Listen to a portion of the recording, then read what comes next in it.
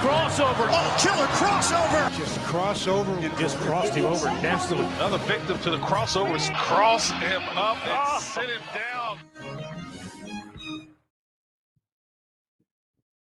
Oh, sorry. That's you, buddy. Just like my show today. I didn't show up on time. Come on, Matt. You have to stop making fun of yourself so much. That way it becomes easier for us to make fun of you. Yeah, now you know the bit. Hey, by the way, the crossover is powered by Everlevel Concrete Repair in Omaha at everlevelconcrete.com. What did you just call me? I'm Mr. Content.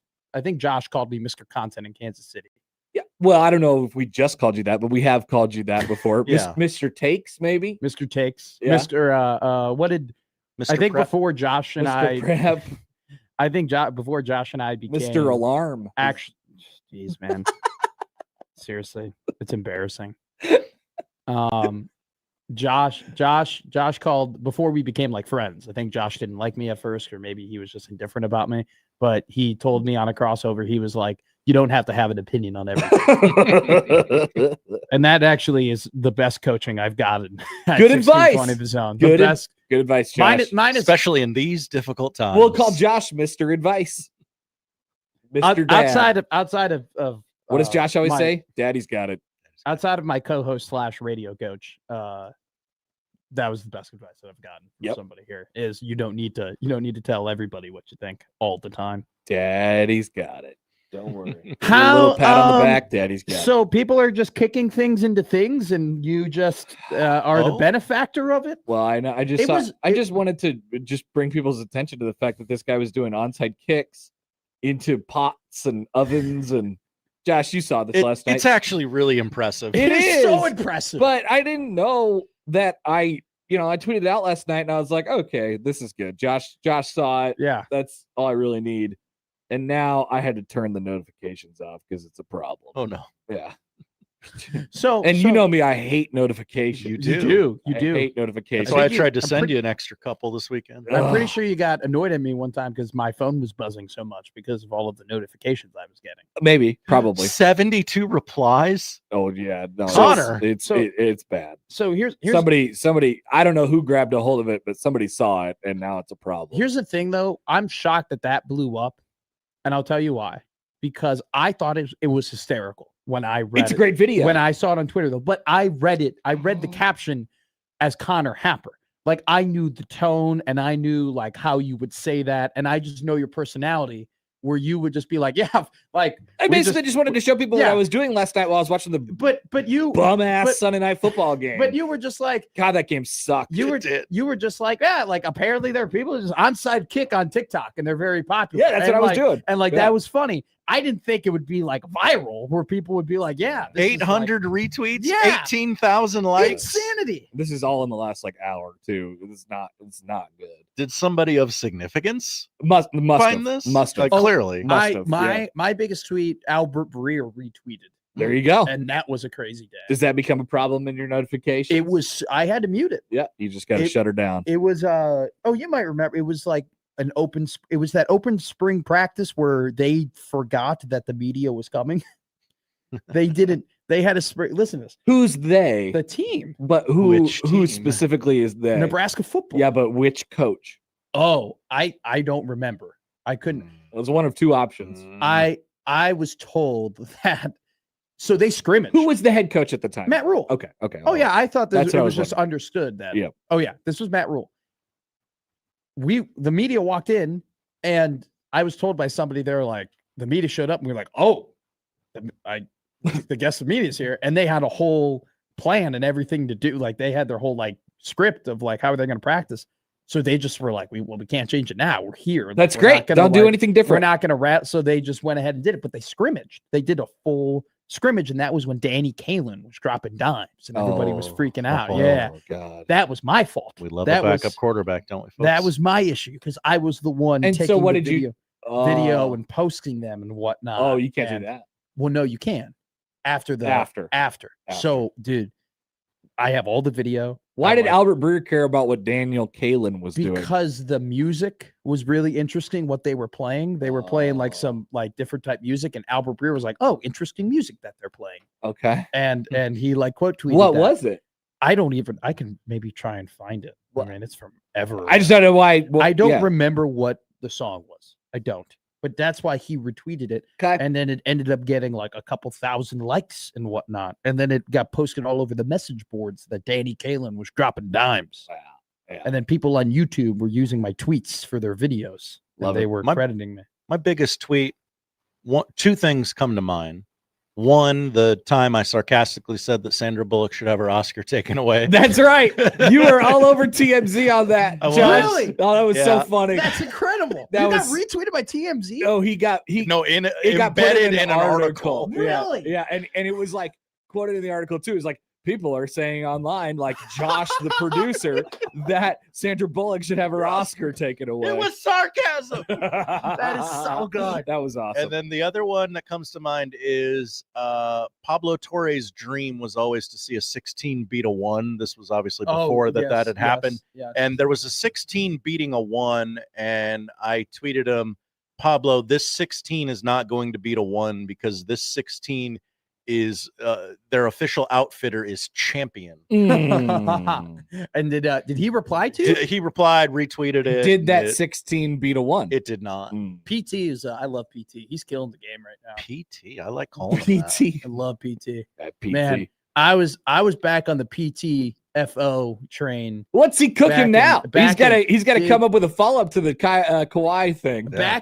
Back in February, I was telling people like PTFO, man, like get on that. Like you gotta that's a legitimate podcast and he's a legitimate journalist. Now he is like the foremost journalist right now in sports in terms of just I want to make this announcement to anybody who's listening. Love the announcement. If you are in sports and you have bodies buried, all right, I'd unbury them and rebury them, okay? Because Pablo's gonna find out. All right.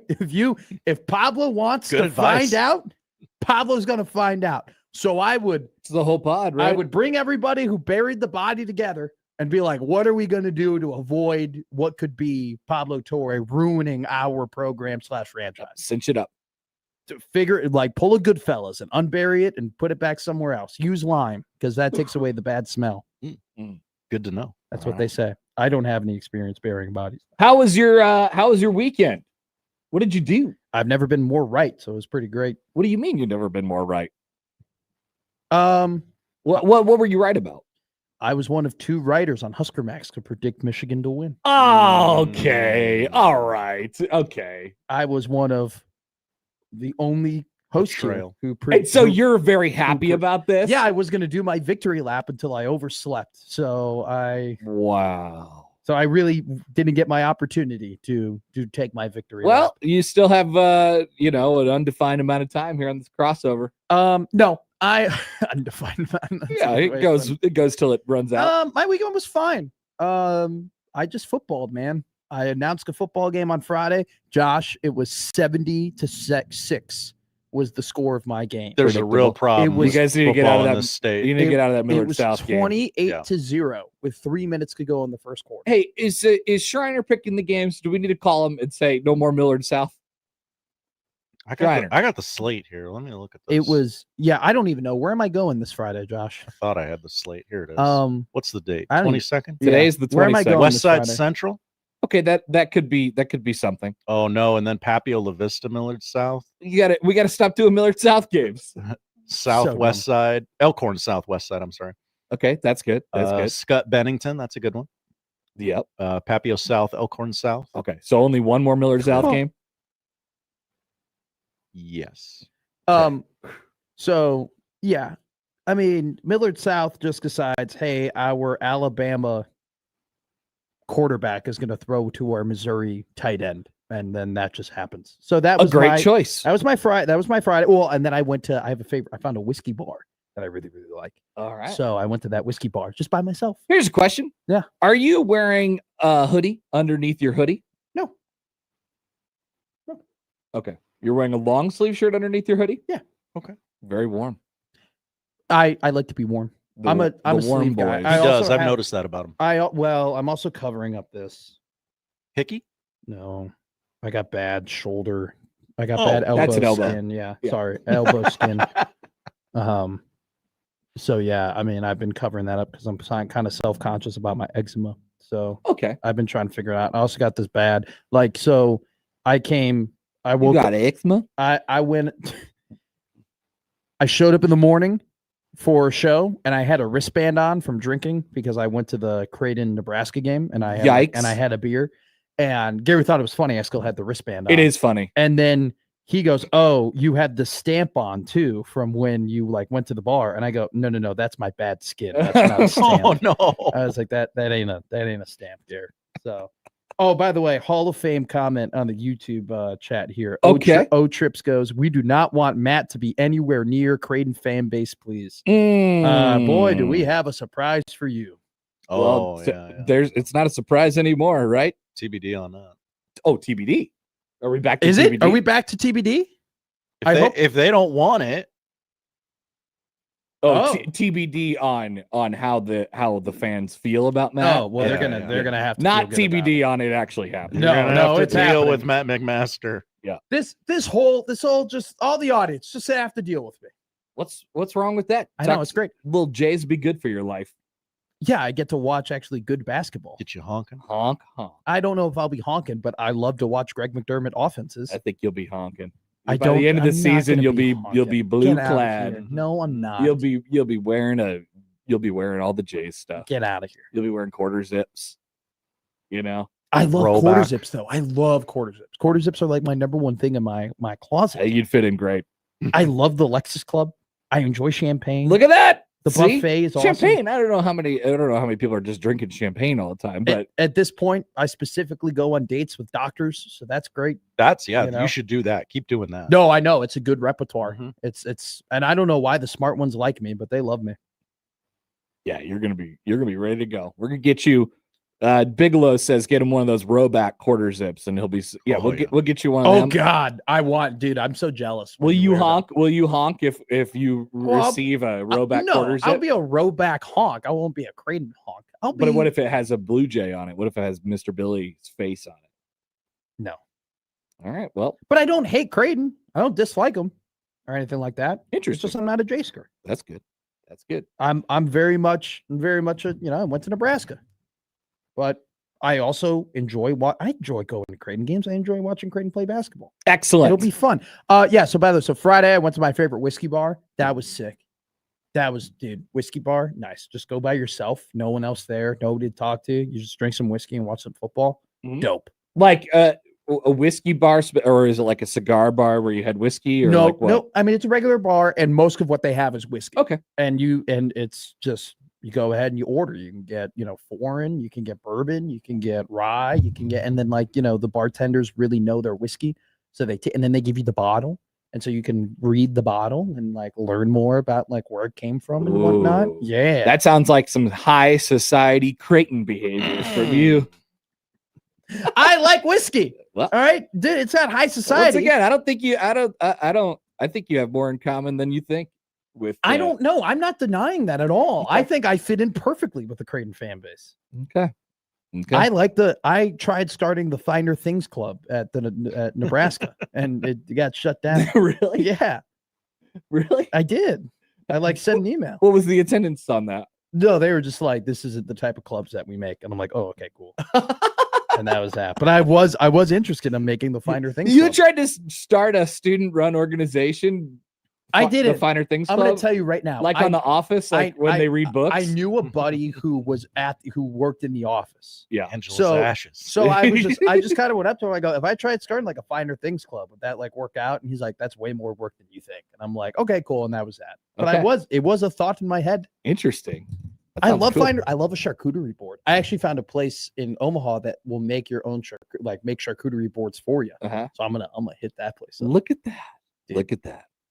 Yesterday, I don't know why yesterday turned into such a long day. Yesterday, night when I was going to bed, I looked at my lawn and I was like, it kind of looks good, but I feel like I could do a mow, tomorrow. Sure. And then I realized, Gonna rain this afternoon. Better get there quick. and then I realized that I had mowed the lawn that morning. Oh my God. Whoa. And I was like, whoa, I think I'm way off. So we're rolling right now. Have you ever- The bye week is a good thing Yeah. for many. It won't stop the weary from getting after it on the weekend, but yeah.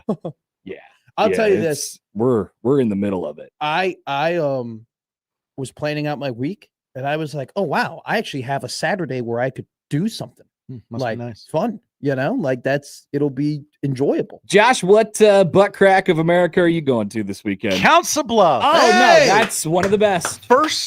Last home game until November. Oh my God. I hate my life. So where else will these next couple weeks take you then, Josh? They'll take me to the fine places of Kansas. Yeah, so many great cities within there. I believe El Dorado. Mm-hmm. El Dorado? No, El it's Dorado. pronounced El Dorado for some Jesus, reason. the Midwest and all of your mispronunciation. Great simply take by spelled you. things. We're going to Coffeyville.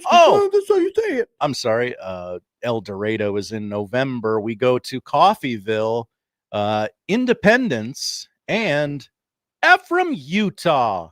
You're going to Utah? Utah. Yeah, but that's PJ weekend. Oh, That's- okay. Oh, yeah. Cool. That's charter weekend, where Josh takes a picture of himself with his bag of I've Oreos. been told not to do that anymore. Whoa, It's why? not going to stop you, Josh. It's not going to stop you. They don't want us taking pictures of the way we travel. That's funny. I Don't tell all the other jukos. I'm sorry. they're the I'm best. sorry. Let me. Ephraim, Utah for an 8:00 Central kick. wow. But with that PJ, you get back by a reasonable time. 6 a.m. I was about to say. I'll be in Council Bluffs 2 this weekend. Would you like to join me? Well, Where will you be? Council Tucky. Heading on 16s, brother. Oh, Bachelor party. First bachelor party I've ever been to. At the casinos. really? Yeah. They're staying at a hotel at the casinos. Very good. And so they're doing we're going to do the champagne buffet and the crab leg buffet, all of that Very good. type stuff. And I'm pretty sure one of the dads is sponsoring a lot of, what's going to happen. That's great. So they are doing like a local bachelor party. And I think I'm going to get plenty of free play, if you know what I'm saying. That is excellent. That sounds dirty. Just gonna say it. That I'm was sorry. the joke. Kind of That does. was a lot of free play. Theo says, get Coach JB on to talk football. Yes, we should have John Bishop? No, that Slap old, nuts. Mr. Idiot on to talk about. Who's Mr. Idiot? You watched. Is that me? Is that one of my nicknames? You're I not don't know Mr. about? Idiot. Okay, not yet. The guy, who coached at Independence. Jason Brown. I was going to say Jason Bateman. Jason Brown. Did you watch Last Chance U? Oh, that guy. Yeah. He sucks. Big time. He is a loud human. Big time. But he's got a great quote. Why don't you talk back to say, I don't know better, coach. You hired me. That guy, he's brutal, but he's funny. Yep. Talk We should get him on preview Independence. Talk about Mr. Idiot. There were plenty of Teefies calling in the Big Red overreaction on Oh, Saturday. I bet they were. Oh, I listened yeah. to like the last probably hour or 45 minutes of your guys' show, and it felt like you guys were asking for it. Oh no! It felt like you guys were like, "Well, I'm surprised." What do you mean? Well, I'm surprised we haven't heard from the Teefies Okay, yet. that's your Oh. Josh Peterson impression. I was not honking for the Teefies. I was not. I was pissed at the Teefies. I was like, you guys are idiots. I think I said that on air.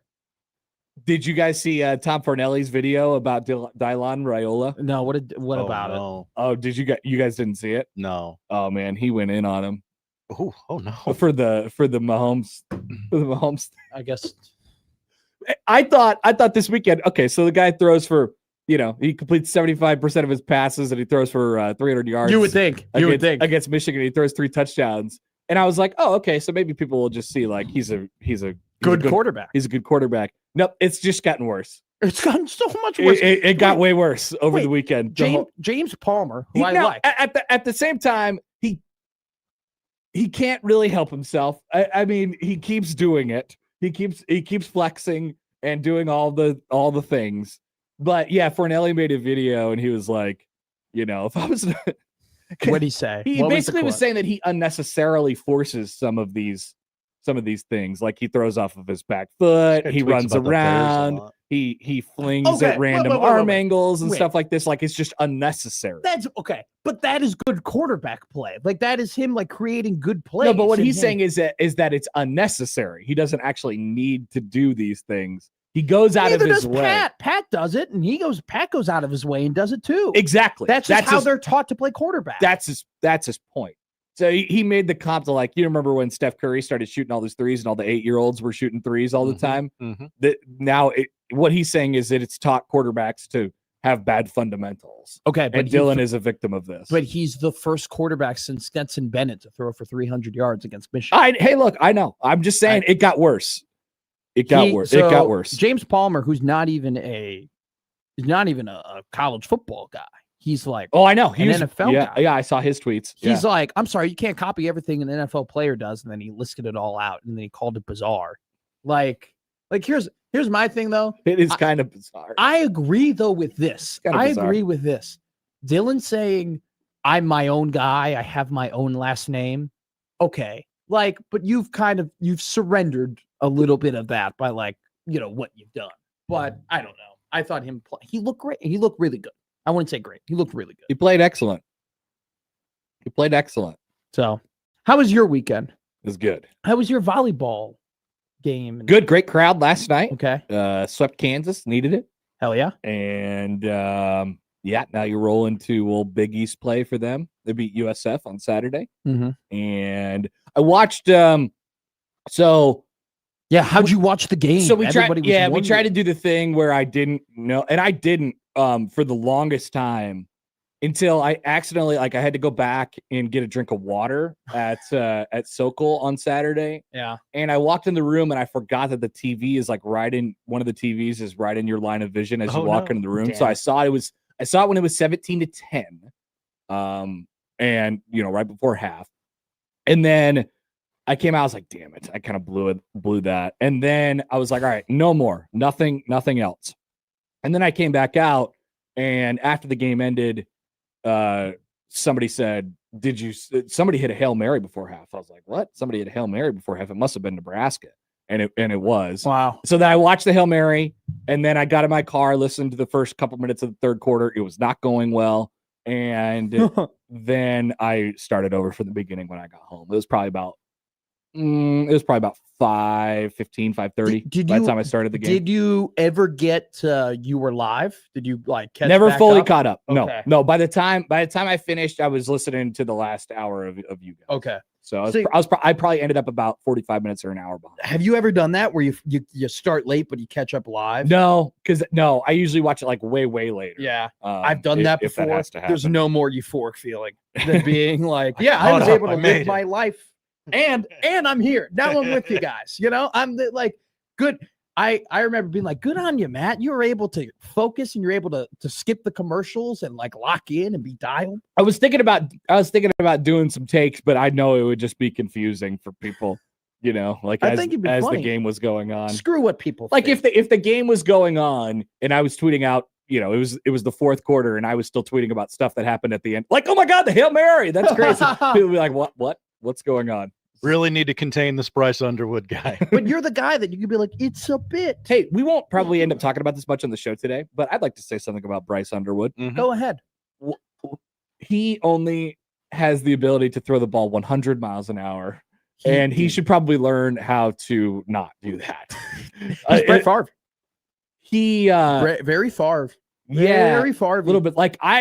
I felt much more threatened by him as a runner at this stage in his career than him as a thrower. Aren't you impressed with how he's able to throw the ball in the run? He can't throw the ball in the pocket. Yeah, but he throws it too fast. But he has no touch. He has zero. Sometimes they don't. They have, dude. There was one throw where I thought they were going to have to remove the stitches out of the guy's ribs. Yeah. The laces. He could probably afford to, maybe he'll learn this. Did you watch any of the Bears? Dial it back a little bit. Bears Dallas game yesterday? Because Joe Milton was doing the same thing. I know. Where he literally, there was a guy, probably where the 16-20 of the zone, where what do they call it? A window. A window. Where the window is. He probably threw it about 70 miles an hour. Yeah. And the guy. Some guys just have that. Some guys just have one speed at which they can throw it. You like guys with arms. I like guys with the ability to throw it, but I also like when they have touch and they can play quarterback. And I think Bryce will be a good quarterback. But Are you a Bryce honk? Right now, he's a little under. I mean, he's a freshman. It's his fourth game. He's underdeveloped. By the way, have we ever seen a nickname not stick like East Side Undertaker? East Side Undertaker. I mean, Oh, this is another great topic. Josh. Connor. Wonderful. Wonderful. Thank you. what a piece stuff of art. on What a Friday. piece of art. Thank you. I mean, we usually get a lot of response when we play that on Fridays, but this one was I knew when it aired. a different level. Josh heard he I was in a wasn't- van in Kansas. I wasn't here in the studio, but I knew when it aired. Yeah. Felt good off the fingertips. Yeah, because I tweeted it out when it happened. I blacked out when I recorded it. Hell yeah. That's incredible. So good. I I almost want to hear it again. can we play it again? Sure. let's It's I play still, have it. Yeah. it's still in the. It's still in the. Oh, do you actually want to play it right now? Yeah. All right. This will be the last thing that we do. It's gonna hit quite a lot different now. Have you Yeah. ever though tried to give your buddy a nickname and it didn't stick in your life? There's very yes, few worse feelings. of course. When you try and give a buddy a nickname and everybody looks at you like that sucks. I tried calling my buddy Dave Bones. Okay. And it just never Bones? worked. Yeah, seriously, just called him Bones. Never worked. Nobody ever called him that except for me. When I call him that now in front of people, they're like, "That's stupid. That's dumb." Do we want to play this again? Do we want to play? I'm ready if we want Do to. you? You don't really want to. It's fine.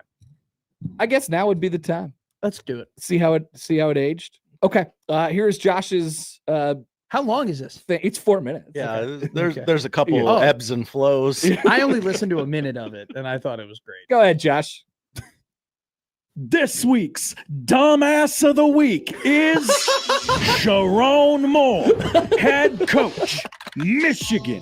This young man is from the suburbs of Wichita and won a national title in 2023. Can we do like a director's Charlie cut? Baker, Where we his just- you wanna boss, pause told it him at to any time. sit for 2 games this season. He picked Central Michigan and Nebraska. Against CMU, he wasn't there, and the Wolverines threw for 235. Can you imagine? America, say hello to Dylon, the Desperado. Dylan Raiola, the Arizona gunslinger. He doesn't let the ball linger. He does though. Too He's a true Heisman ringer. Not anymore. Ain't I a great singer? What? Now let's talk risk. Would you risk it all to be great? Because I'm pushing all my chips in tomorrow. Going for broke. What? Betting the farm. What? Risking it all. Putting it all on red. Sure, the 95 team will be there, and that's good for them. Give them their flowers. We're not talking ghosts of 97 this week. We're focused on the future for a change.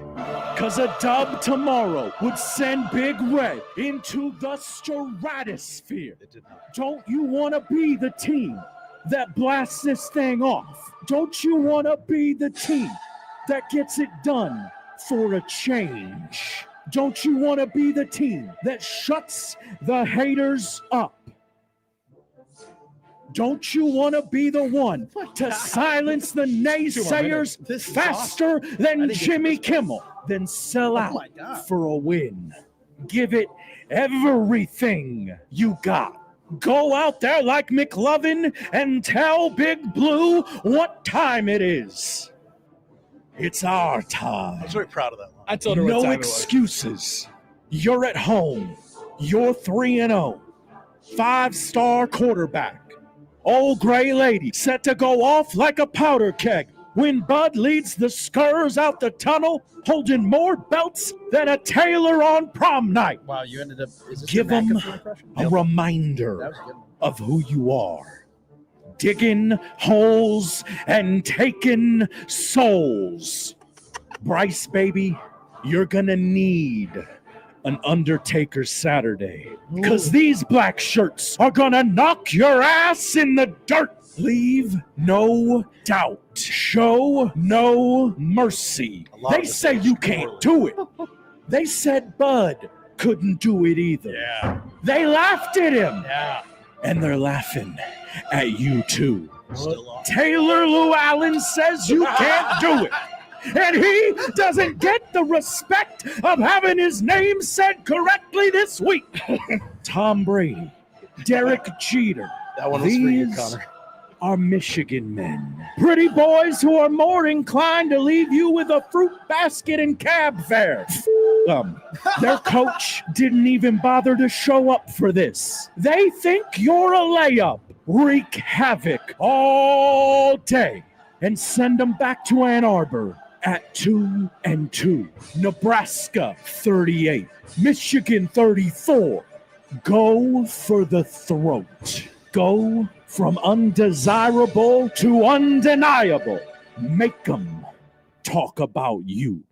That aged well. What aged the best? The whole thing. Yeah. Wow, that couldn't have gone more opposite. Tremendous. That couldn't have been. It was a close game. All the people, all the things that people were saying about the things that you were referencing. Yeah, they were right. Hey, so Connor, I think the tweet you had about the guy kicking things into things, right, was your second best tweet of the weekend. What did I do? When I was watching the noon game, the big noon kickoff game, I in real time thought, man, that wasn't the best All-American girl. I literally thought, I literally thought that, and then I went on Twitter, and you were like, you gave it I would have given it a C+. Yeah, he might have been mad at her before. I don't know. That wasn't the. As you could tell, he was not pleased to not be doing an Ohio State game. You know, he's like, what am I doing in Utah? Funny this enough, is awful. He kind of there's no cigar bars here. He kind of locked in though in like the third quarter, like toward the end of the third quarter. He kind of was doing actual play-by-play. I'm just happy that when people hear Gus toss it to the AAG, they might think of me. Yeah, I thought of you. I was like, that wasn't the best one. The All-American girl, Jenny Tapp, and my quarterback Joel Klatt. And then he does the fist bump. So very, very normal. My very quarterback. Cool. Bowden, sideline. Matt, you go get some sleep. No, I got plenty of it. He's well rested. I actually am. This is probably the first time I ever slept for 8 hours since I've gotten this job. Well, enjoy your day then. I'm gonna go take a nap. Okay. That's the crossover. Powered by Everlevel Concrete Repair in Omaha at everlevelconcrete.com. It's Monday. We'll start things off next.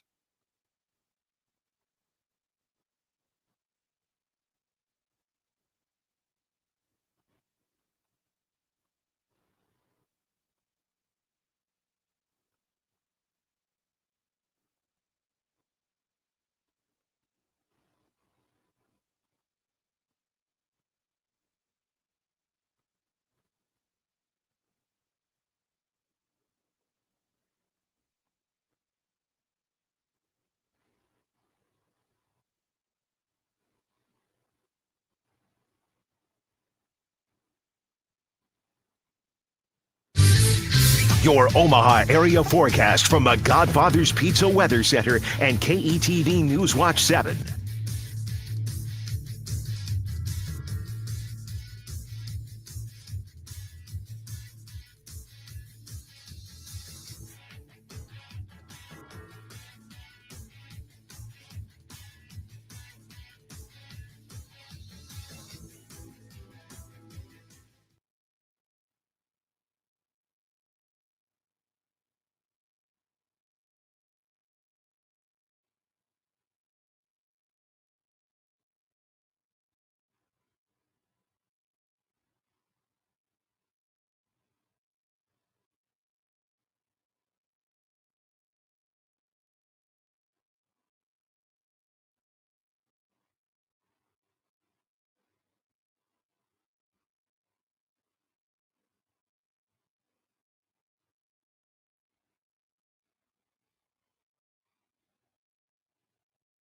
Say goodbye to summer and hello to cash loans. Let's face it, your personal banker probably won't loan you thousands of dollars today, but Saul's Jewelry and Loan will. Simply bring in your boat, camper, RV, jet ski, ATV, motorcycle, even your beautiful convertible, along with a clear title. And Saul's will loan you up to $50,000. No credit check, no hassle, and more importantly, no worries. Saul's indoor storage facility is so clean and secure, you can store your precious Harley-Davidson for the winter and pick it up next spring. So if you need a quick cash loan, Saul's is here to help. Saul's Jewelry and Loan with 5 metro locations.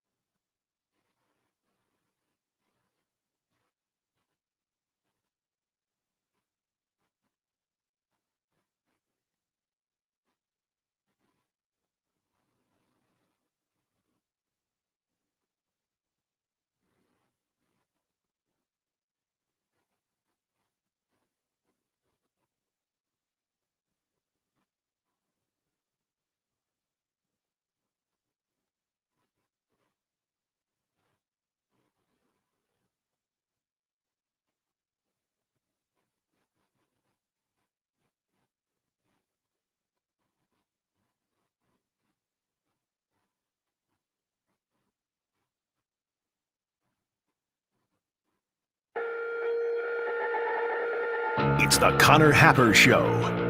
Are we sure we want to do this? Could you, make an announcement that we're ready?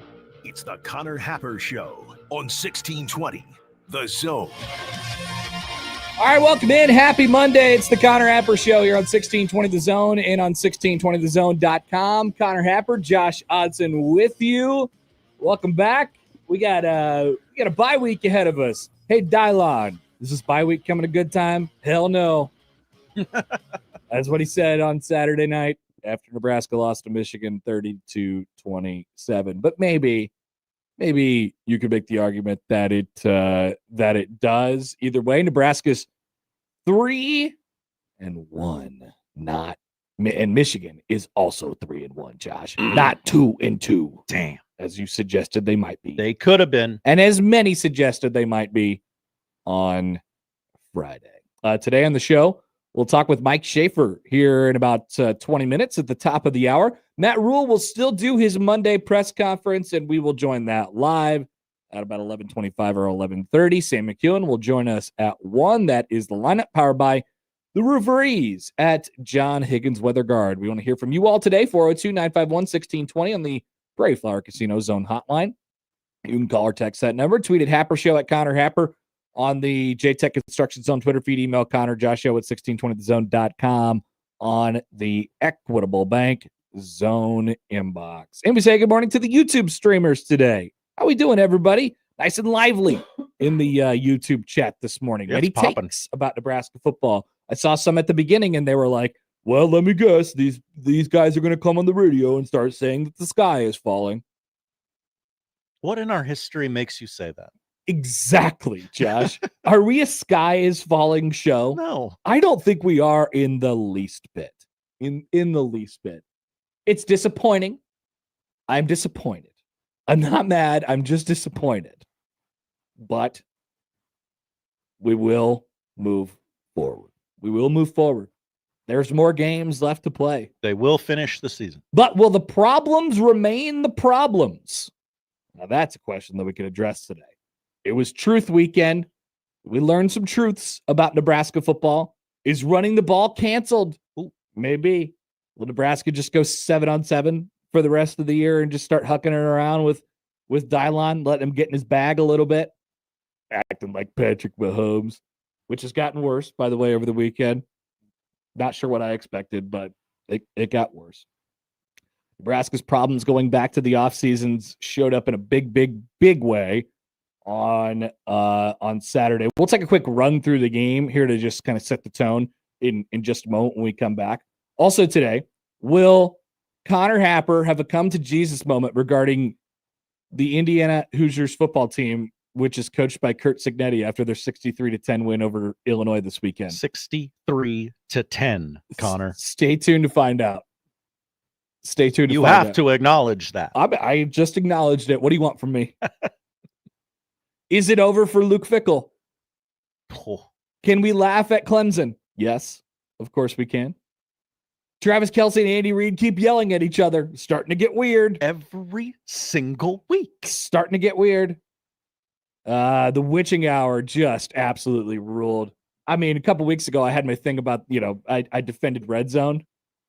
You did. Boy, am I glad I was a Red Zone watcher at about 3:00 yesterday. You might be this nation's most staunch Red Zone defender. That was a beautiful 15 or 20 minutes as it was a great day of football yesterday, but it was a beautiful 15 or 20 minutes of just nonstop blocked field goals that changed tones of games. It was awesome. That was fantastic. And if we have time, Pat McAfee, by jumping off of a high dive at Miami, officially declares that he is the next Lee Corso. It was a great bit. He got a phone call from the man. I saw that. It was a great bit. I was like, oh, yeah. he's gonna go all the way to the top and jump off that high dive. And he did. And I liked it. What can I say? I know. I've kind of been a Pat McAfee questioner on this show, but I think he's good in that spot. He's good on that show. He's good in that spot. Good in that spot indeed. All right, so that is the setup for today's show. We are pleased that you're with us. We'll take a spin through Nebraska's 30-27 loss when we return, and of course, we would love to hear from you all on this show. It's your show too. What's the problem? What's the biggest thing for you? Is the sky falling? Is the sky not falling? I'll tell you why. During the show, it's probably not falling, but that doesn't mean there aren't some issues. Josh, doesn't mean there aren't some issues. Couple of tweaks to well, the question will be, can you make them? Is it possible? So we'll be back as we take a run through Nebraska's loss to Michigan on Saturday. Once again, Mike Schaefer will join us at the top of the hour. Plenty to come on a Monday edition of the Connor Happer Show here on 1620 The Zone.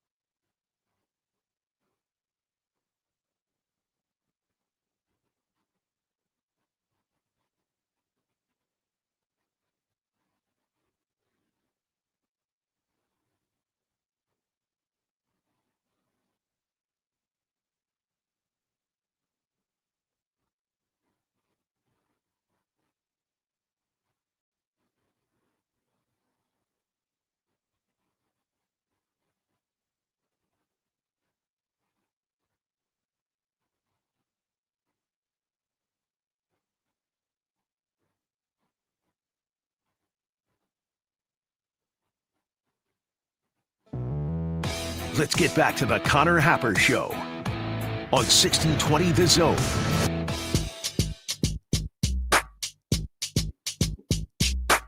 The most common gripe with Saturday is what?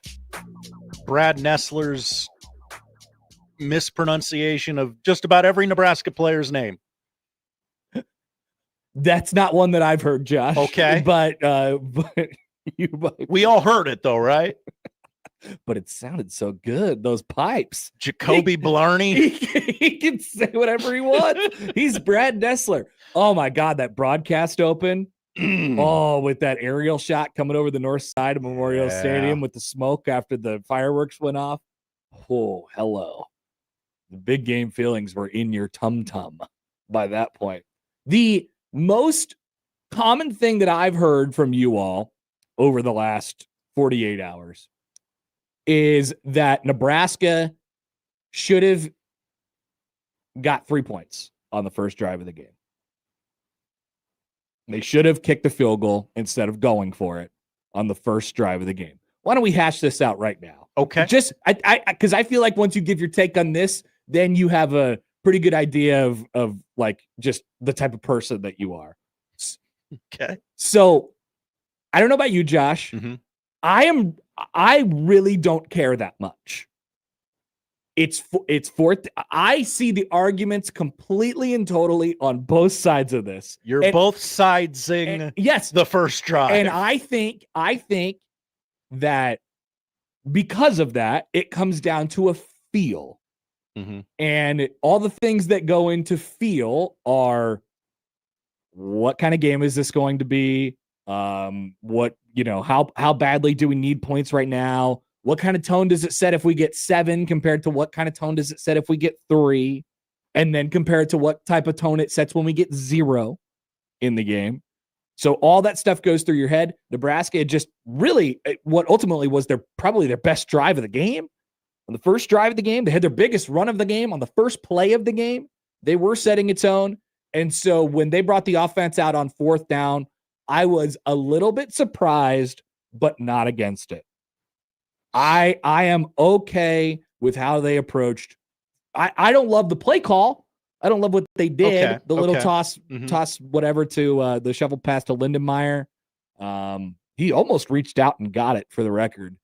But I just, while we set the tone right here, I understand that it's hard for me, a person who doesn't have an opinion really one way or the other, to win this argument because I don't have the result on my side. The people who say you should have taken 3, they have the result on your side. Nebraska lost by 3 points. They could have gotten 3 points instead of 0 points. But remember, the other option at the time was 7 points. Yes. So and 7 to 3 to 0. Nebraska ended up getting 0. What kind of tone did it set? How did it age? I don't know. Nebraska came out, they got a stop, and then they missed the field goal on the second drive. So there you go. Nebraska could have had 6 or 10 right away. In that game, and that both of those things together change your outlook on the game. But I'm not defending it like completely and totally. I'm not like super all behind it. Like, yeah, Rule, you go for it. But I was okay with what they did given the circumstances. In general, in football, in that situation, I'm fine going for it. For this specific team, I think your red zone offense is a fair point. Is so putrid right now. Just kick the field goal, keep the crowd hype, let the balloons go, and it keeps the party going a little longer. Now, don't tell me, first of all, 3 is deflating.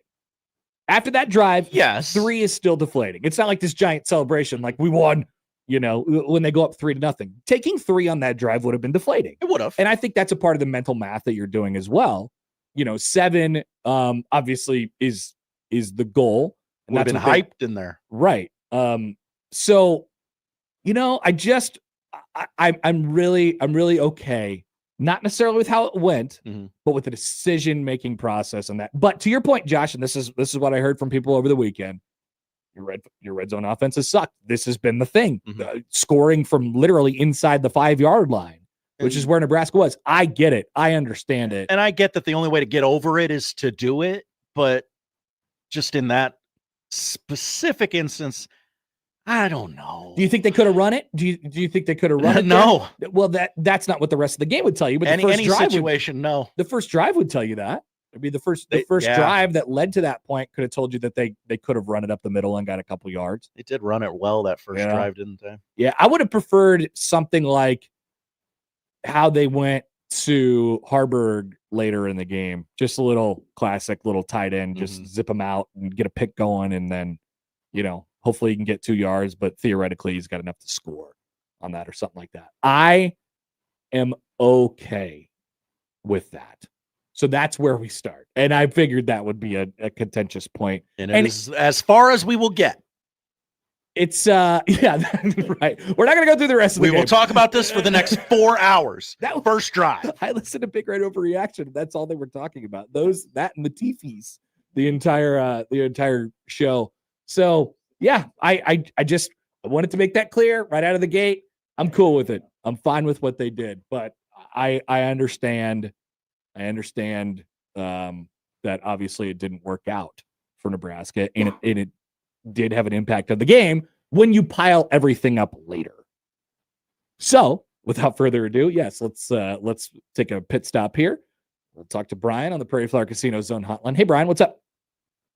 Hey, fellas, how's it going? Pretty good. That was great. It was great. I'm hearing what you guys are laying down, but let me try to see if I can give this point of view. Being that I'm a PK, I'm a preacher's kid, and there's something that there's an art, there's a skill, something that PKs witness their fathers and the other people of their job do, and that is sell you people belief. And that's what Rule is trying to sell to his team. Is he's been telling them that they're good, but I think this year he's also been telling them on the press conferences things to say, to tell them or to convince them to believe that they're good. That's what that first drive was for. Definitely. They got all the way down there. Why can't you finish the job? Okay, you can finish going. We made a couple of mistakes. If we look at the game in the aspect of mistakes that we made, you can say we about 3 or 4 mistakes away from winning that game, what I was saying. And looking at it that way and looking at this team and what I think Rule is trying to get them to understand and be, because this is Nebraska. If you history of this place, man, we don't ask to go score touchdowns when we get down there. We go score touchdowns. We score touchdowns. That's the history of this place. And that's what I think Rule is embracing. And I'm with it. Hey, get down there. We lost by 3 points. No moral victory, but I think we headed in the right direction. And stick with this man and let him stack some classes. And I think everybody be happy in the end. Just be patient. Thanks, Brian. Leave nobody overboard. That's it. Because you guys have a nice week. Okay, appreciate you. That's our guy, out of breath, Brian. Pickle people, Brian. That's right. Love it. Goes by many names. Got on Friday as well. He Excellent to hear from him. We called another time when I was here. Oh, maybe it was Thursday. But yeah, I do think that's a part of it. I mean, think about the positive reinforcement you get if you do get 7 on that drive. Yep. It like the lid blows off at that point. So I think that's part of what Brian's trying to say there. So once again, I'm cool with it. Second drive, Nebraska goes down. Cunanan misses the field goal. And now you're starting to get like, oh boy, I know that this is going to stack up later. Yep. And here we are. Raiola gets picked on the third offensive drive.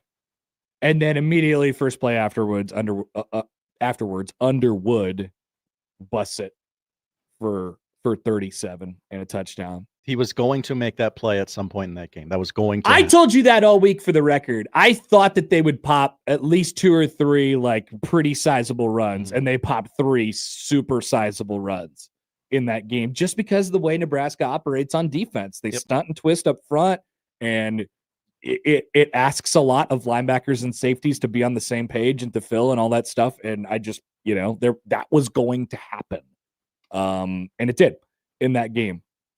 So that was something Nebraska was going to have to live with. And when you factor that in, yeah, it is really important that you get points at all opportunities. And Nebraska obviously didn't do that. Fourth drive was the drive where Pritchett falls. So Pritchett comes in at this point because Catula's getting his lunch eaten. So is Teddy on the other side. And Pritchett comes in, and then there's the controversial false start? Is this a false start? Was it disconcerting signals? Or they ultimately ruled that Pritchett was responsible for the false start because they thought that Barham, who jumped on the other side of the line, he was lined up against Teddy, him jumping into the neutral zone did not have an impact on him flinching. Looking back, I disagree. I think he saw it. I think he saw it. He flinched. Now, once again, we're dealing with Elijah Pritchett here, who is Mr. False Start.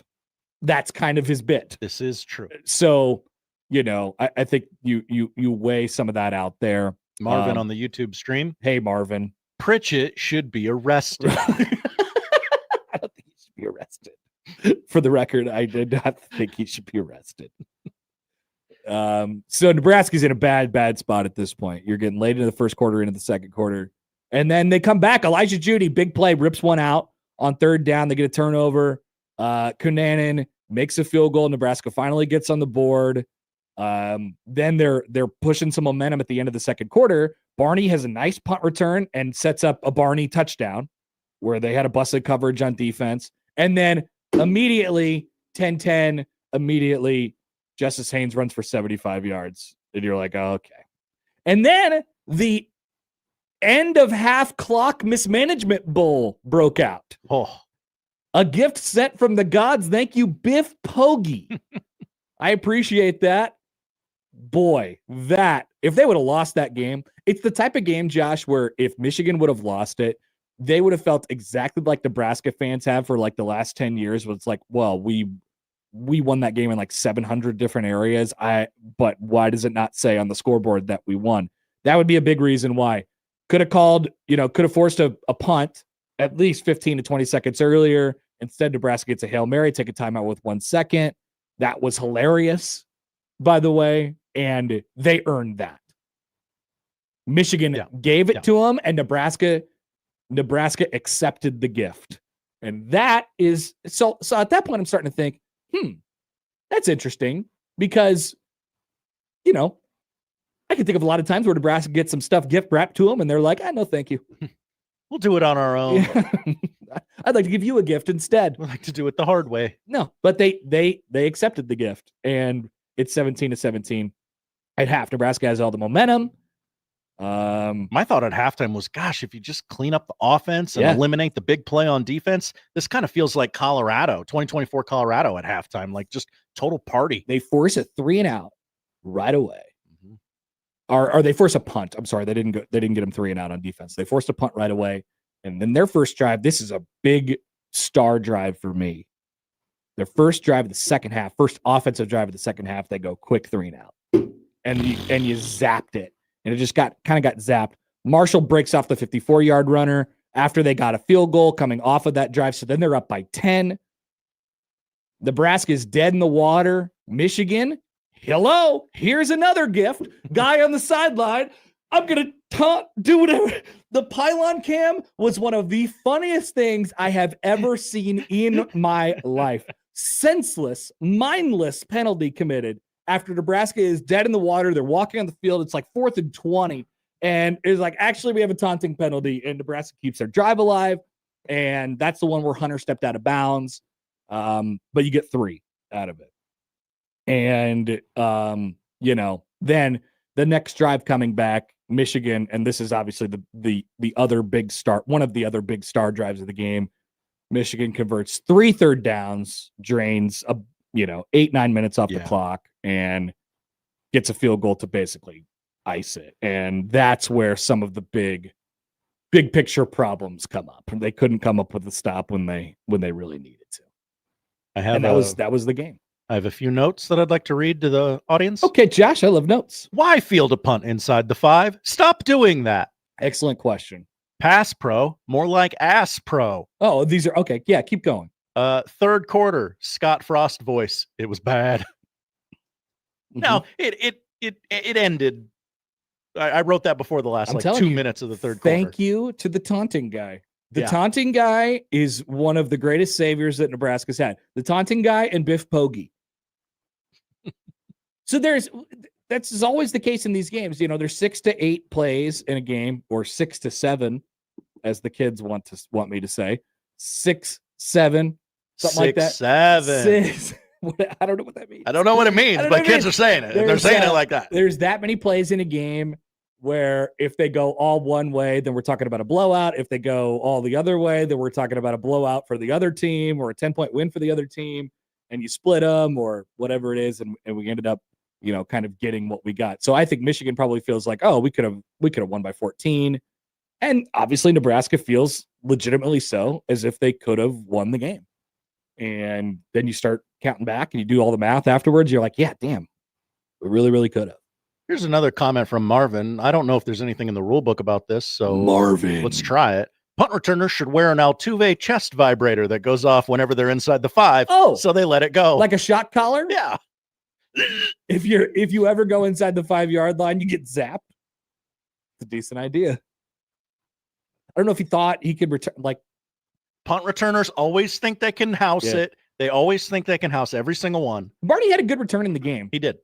Probably the best return, certainly this year, probably like in the last decade, or like since DeMornay Pearsonell. I don't know if he's going to run one back for a touchdown. He might. Like he might. I do feel very encouraged by it. He might just do that. All right, so that's the run through. And then we're going to pick out several of those things as we go on throughout the rest of the show. But we got to step aside because we have to talk to our dear friend Mike Schaefer from Husker 247 coming up on 1620 The Zone.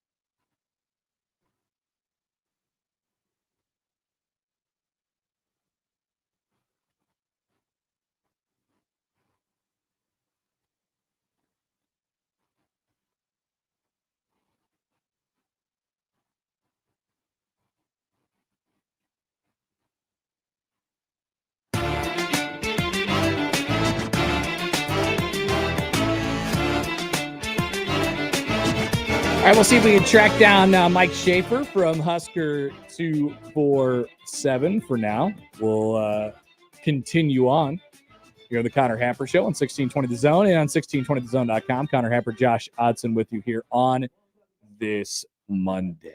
Oh, I think we have him. We do? Excellent. Mike Schaefer, Husker 247, joins us now on the Prairie Flower Casino Zone hotline. Schaefer, good Monday morning to you. How we doing? I'm doing pretty well. How are you, Happer, on the start of this glorious bye week here?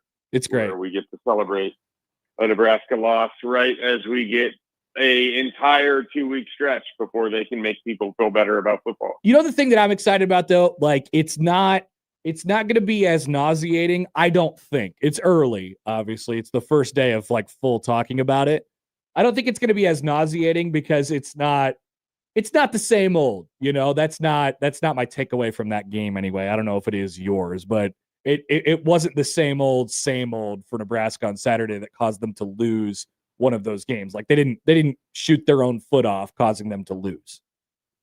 Yeah, I mean, I think some might disagree with that characterization, but yeah, in general, it's not like Nebraska was Illinois on Saturday, and that is sort of the kind of funny discourse coming out of this game is like felt like Nebraska could have lost by 3 touchdowns, and yet Nebraska also could have won that game. Yep. So it is an interesting game to discuss, and I do agree it's certainly not the same thing, but I just think there was a lot of people that were hopeful Nebraska would be walking into that bye week 4-0, got to feel good about their program, getting a win over a helmet team in the Big Ten, all of that stuff. But Nebraska's not quite ready for prime time yet.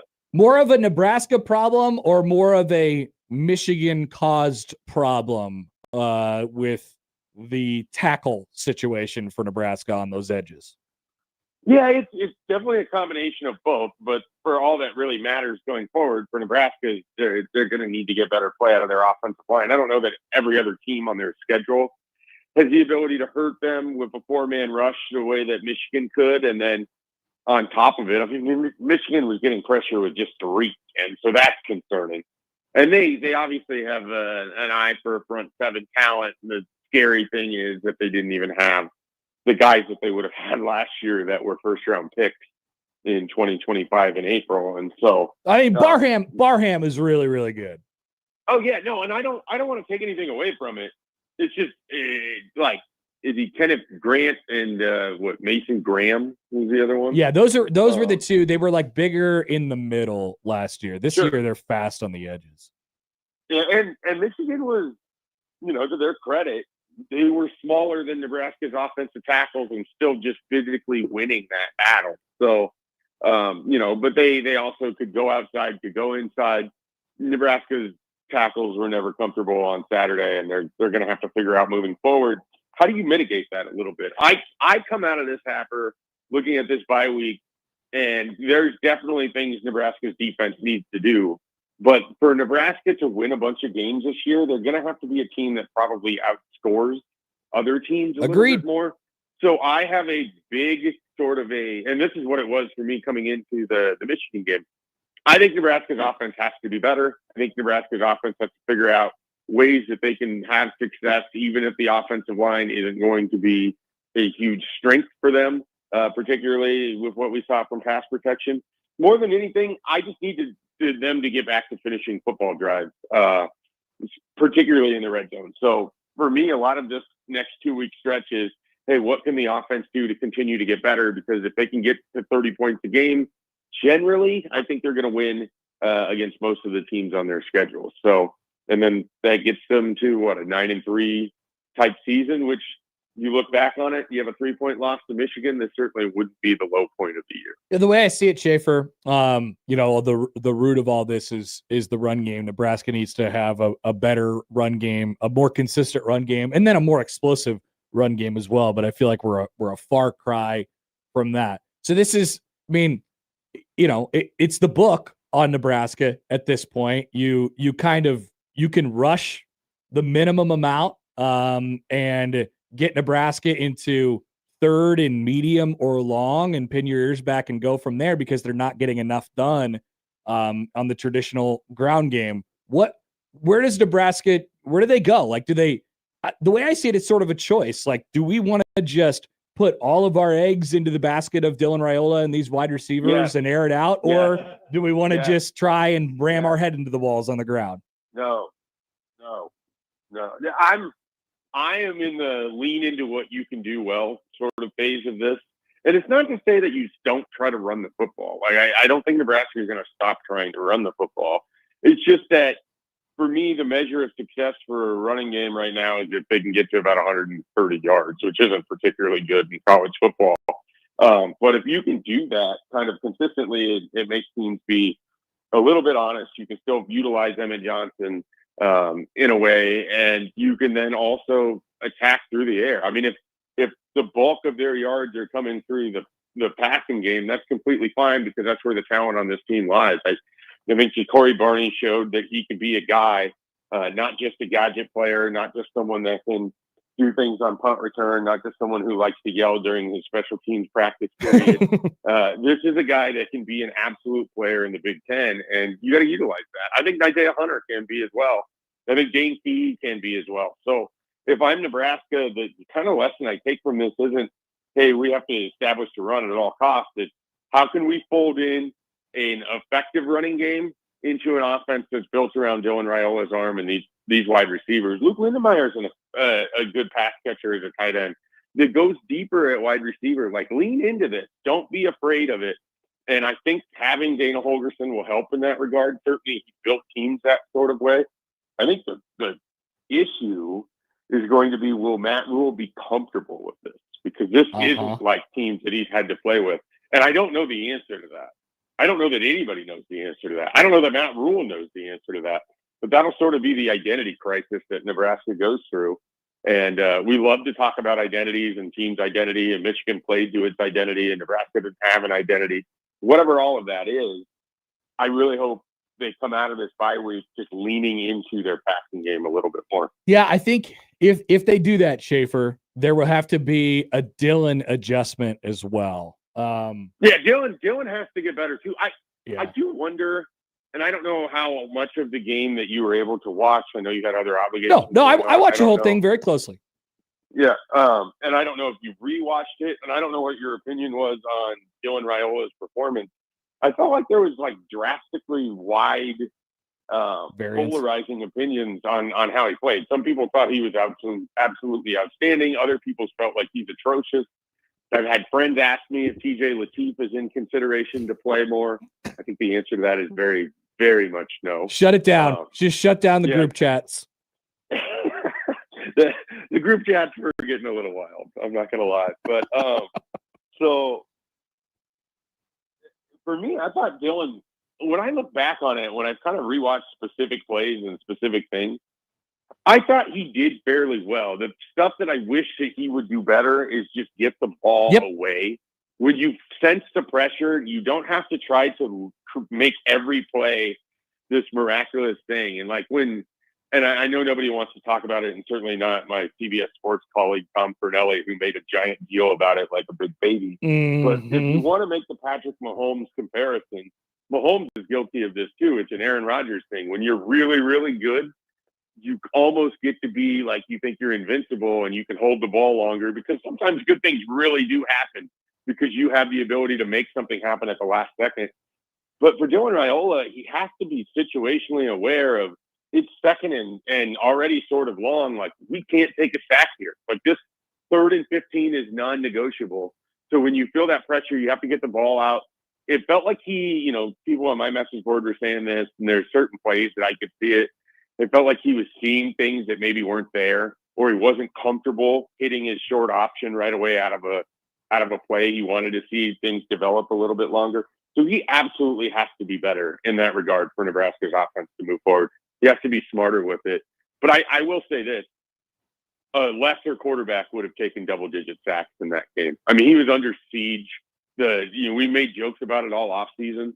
His work allowed him to escape multiple times. Like, they could have had Happer double the amount of sacks that they had in that game.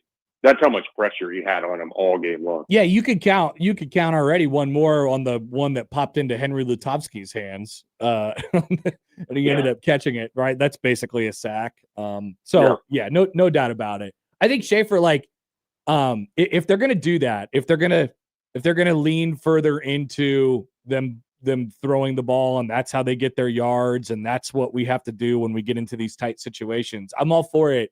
But like we were talking about with Dylan, when he is pressured, he tends to go into, we saw it last year when he was really, really struggling. He, instead of speeding up and forcing balls, where you see with a lot of quarterbacks and then committing some turnovers, he goes into a shell and ends up taking some sacks and then ends up kind of turning down some stuff as well. And I wonder if they can make that sort of mental clock adjustment. It's just kind of the guy he is. You know, he's much more likely to be, although we did see some fire from him in that game, I think he's just more likely to, you know, when it's not there, just sit on it instead of trying to force something in. If Nebraska is going to have to, if they're going full on like variant, you know, if they're going full on, let's throw it around, he might have to make some choices that he's not trained to make.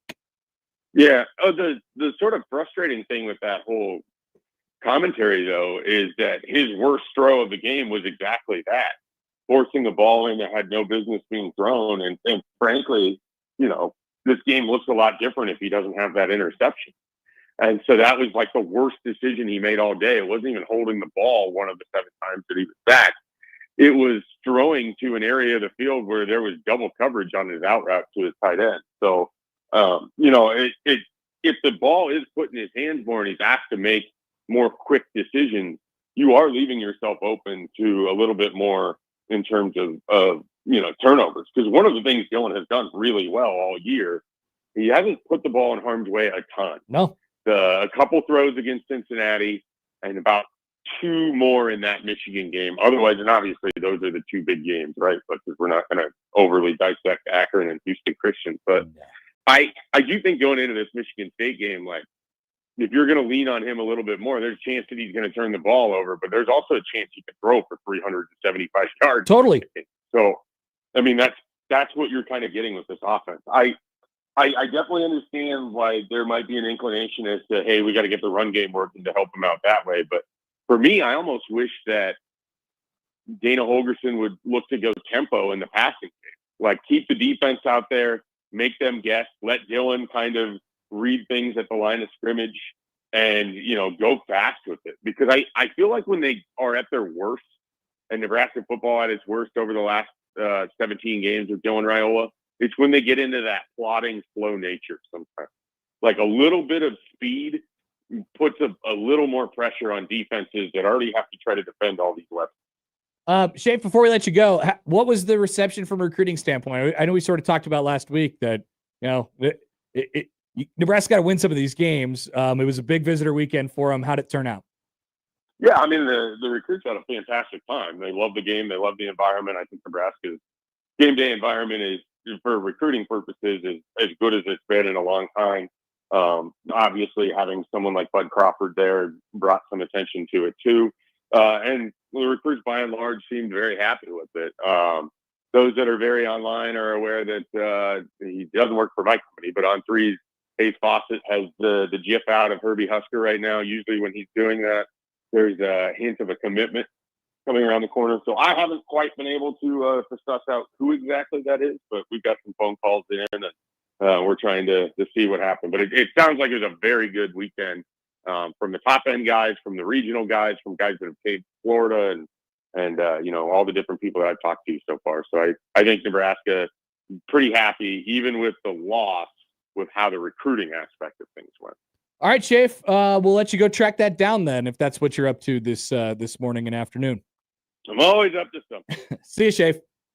Yeah. Mike Schaefer, Husker 247.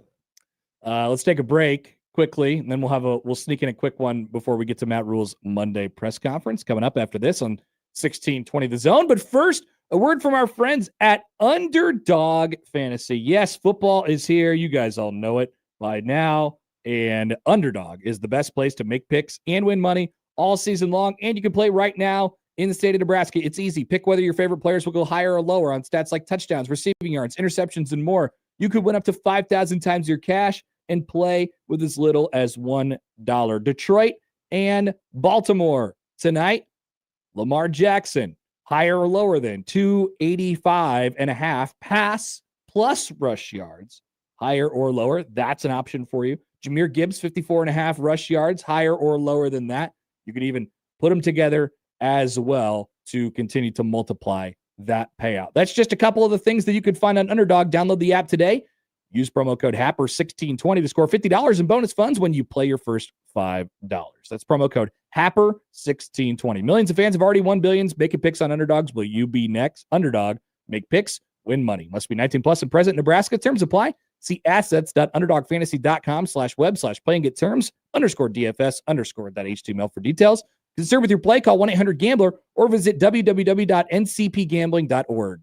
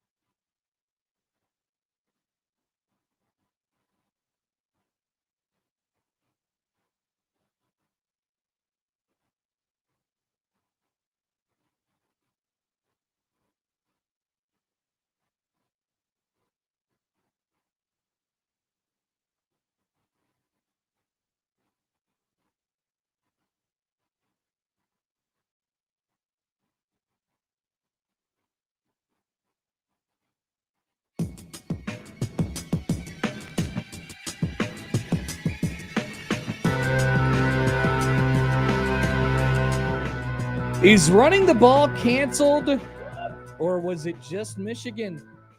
Oh, we'll have so many shows to dissect this very question, Josh. Is it over, or have we just begun? It's Nebraska. You have to run the ball. Let me see if I can get this topic out here in a couple minutes. All right, so I said it was Truth Weekend, right? And I appreciate a variety of different truths from Nebraska that we learned. We learned that Nebraska has cracks, many of which go back to the offseason, right? Tackle, running back, defensive line, size, all of that stuff we could track back to our conversations in May, June, July, and August. That's all true. And Nebraska's got to learn how to deal with that. I think that they were probably thinking that they'd get more from all those spots. Although I am still not super duper concerned about the defense. Like, I just think that they knew they were small up front on defense, and they made this schematic change because of that. Running back, I think they thought they'd get more from. Offensive line, I think they thought they'd get more from. So that's a miscalc on their part. So there's some truth in there. But I think there's a hidden truth as well. Nebraska, not to go all, rose glasses here, but the hidden truth is that you played well enough, obviously not well enough to win the game, but you played well enough for us to actually see whether you're good enough or not. So what we learned, Nebraska's not good enough right now. That's a problem I can deal with. Nebraska did not shoot itself in the foot to lose the game. Yeah, they made some mistakes in the game. And Isaiah Hunter stepped out of the back and they screwed up the, whatever you felt about the first drive, and they missed a field goal, and a guy fell down again on a punt return, triggering me greatly, as always. But these are things that happen in a football game sometimes. It wasn't this constant, never-ending string of, special teams errors or whatever it's been that's just plagued Nebraska, fumbles and turnovers and just mind-numbing things. I think you have a pretty good indication that Nebraska is past this disease, this hex, this curse, this mental thing that they've been dealing with. Nebraska got beat by a team that was better and more put together and more sound than they were on Saturday, and we should all be able to live with that. Doesn't mean that you can't be disappointed that they didn't win the game, because they had cracks to win the game, but they got beat by a better team. And it shouldn't be this whole introspective, like, oh, well, what's wrong with them? Are they mentally screwed up? Do they have a culture problem and all this stuff? No, that conversation is gone. So as we talked about a lot over the summer, Nebraska, Matt Rule has raised the floor. I still don't know if he's raised the ceiling. We're going to find out as this season goes along, but he's certainly raised the floor. Nebraska's playing at a decent enough level, and it's talented enough to where they should be in all these games, and you could depend on them. You could.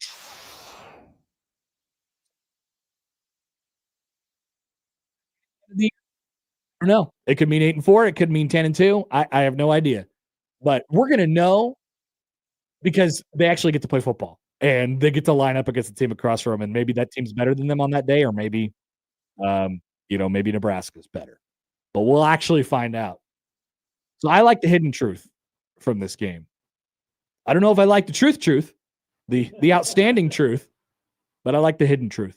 We'll be back with Matt Rule's Monday press conference after this on 1620 The Zone.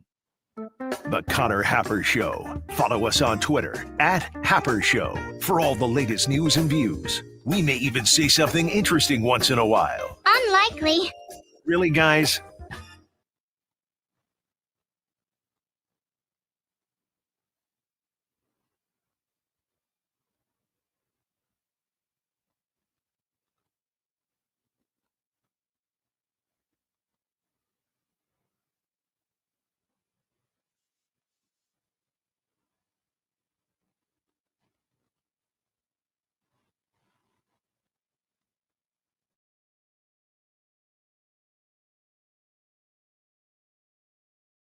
Tasted something so good, you'd swear it's illegal? Well, my new chicken bacon garlic pizza is piled so high with toppings and fresh mozzarella, it ought to be a crime. Starting with creamy garlic sauce, then topped with juicy chicken, crispy bacon, and finished with mozzarella cheese. For a limited time, get it in one of my deals. Order today. Godfather's Pizza. Do it. Creighton Sports Update. Creighton women's basketball season is right around the corner, and season tickets are available now. For $125, you can lock in your seat for the whole season, including every Big East showdown. Visit GoCreighton.com to secure your tickets today. And that's your Creighton Sports Update. 1620 The Zone proudly supports Creighton Athletics. John Higgins Weather Guard, Omaha's roofing, gutter, and siding company, would like to thank our new customers affected by this year's spring and summer storms. We appreciate you hiring and trusting us to repair your roofs and homes. You made the call. No one has installed more Da Vinci roofs, and there's a reason why John Higgins Weather Guard is the nation's leader. Community member, community supporter. John Higgins Weather Guard, the home of the roofery. John Higgins Weather Guard. Make the right call. Omaha's most listened to all sports radio station. Again and again and again. 1620 The Zone. Before we get you out to Rule, wanted to remind you that we are should be just moments away from learning Nebraska's kickoff time for their next game. So stay tuned for that coming up. But without further ado, here is Matt Rule live from Memorial Stadium, the bye-week press conference. Game, their mindset. We're significantly better in the special teams. We're better throwing the football. Obviously, we're better on defense, covering. We have some areas we have to improve upon, and that has to happen now. Your defenses have always been really good against the run historically. What needs to change? A tweak, or is it a broader fix? So it's a really good question, and I'm going to be.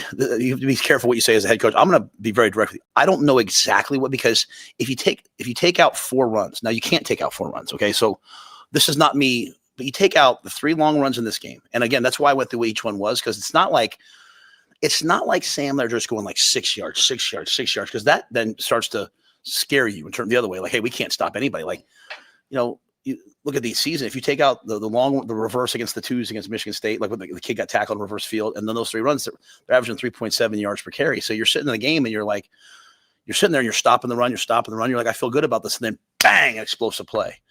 Now, so each one's just a little bit different, right? So, I think we're very much looking at like, hey, because we didn't play a lot of 3-3 in the game. We put big people on the field. We put our big people on the field. We said, hey, we dare you to throw it.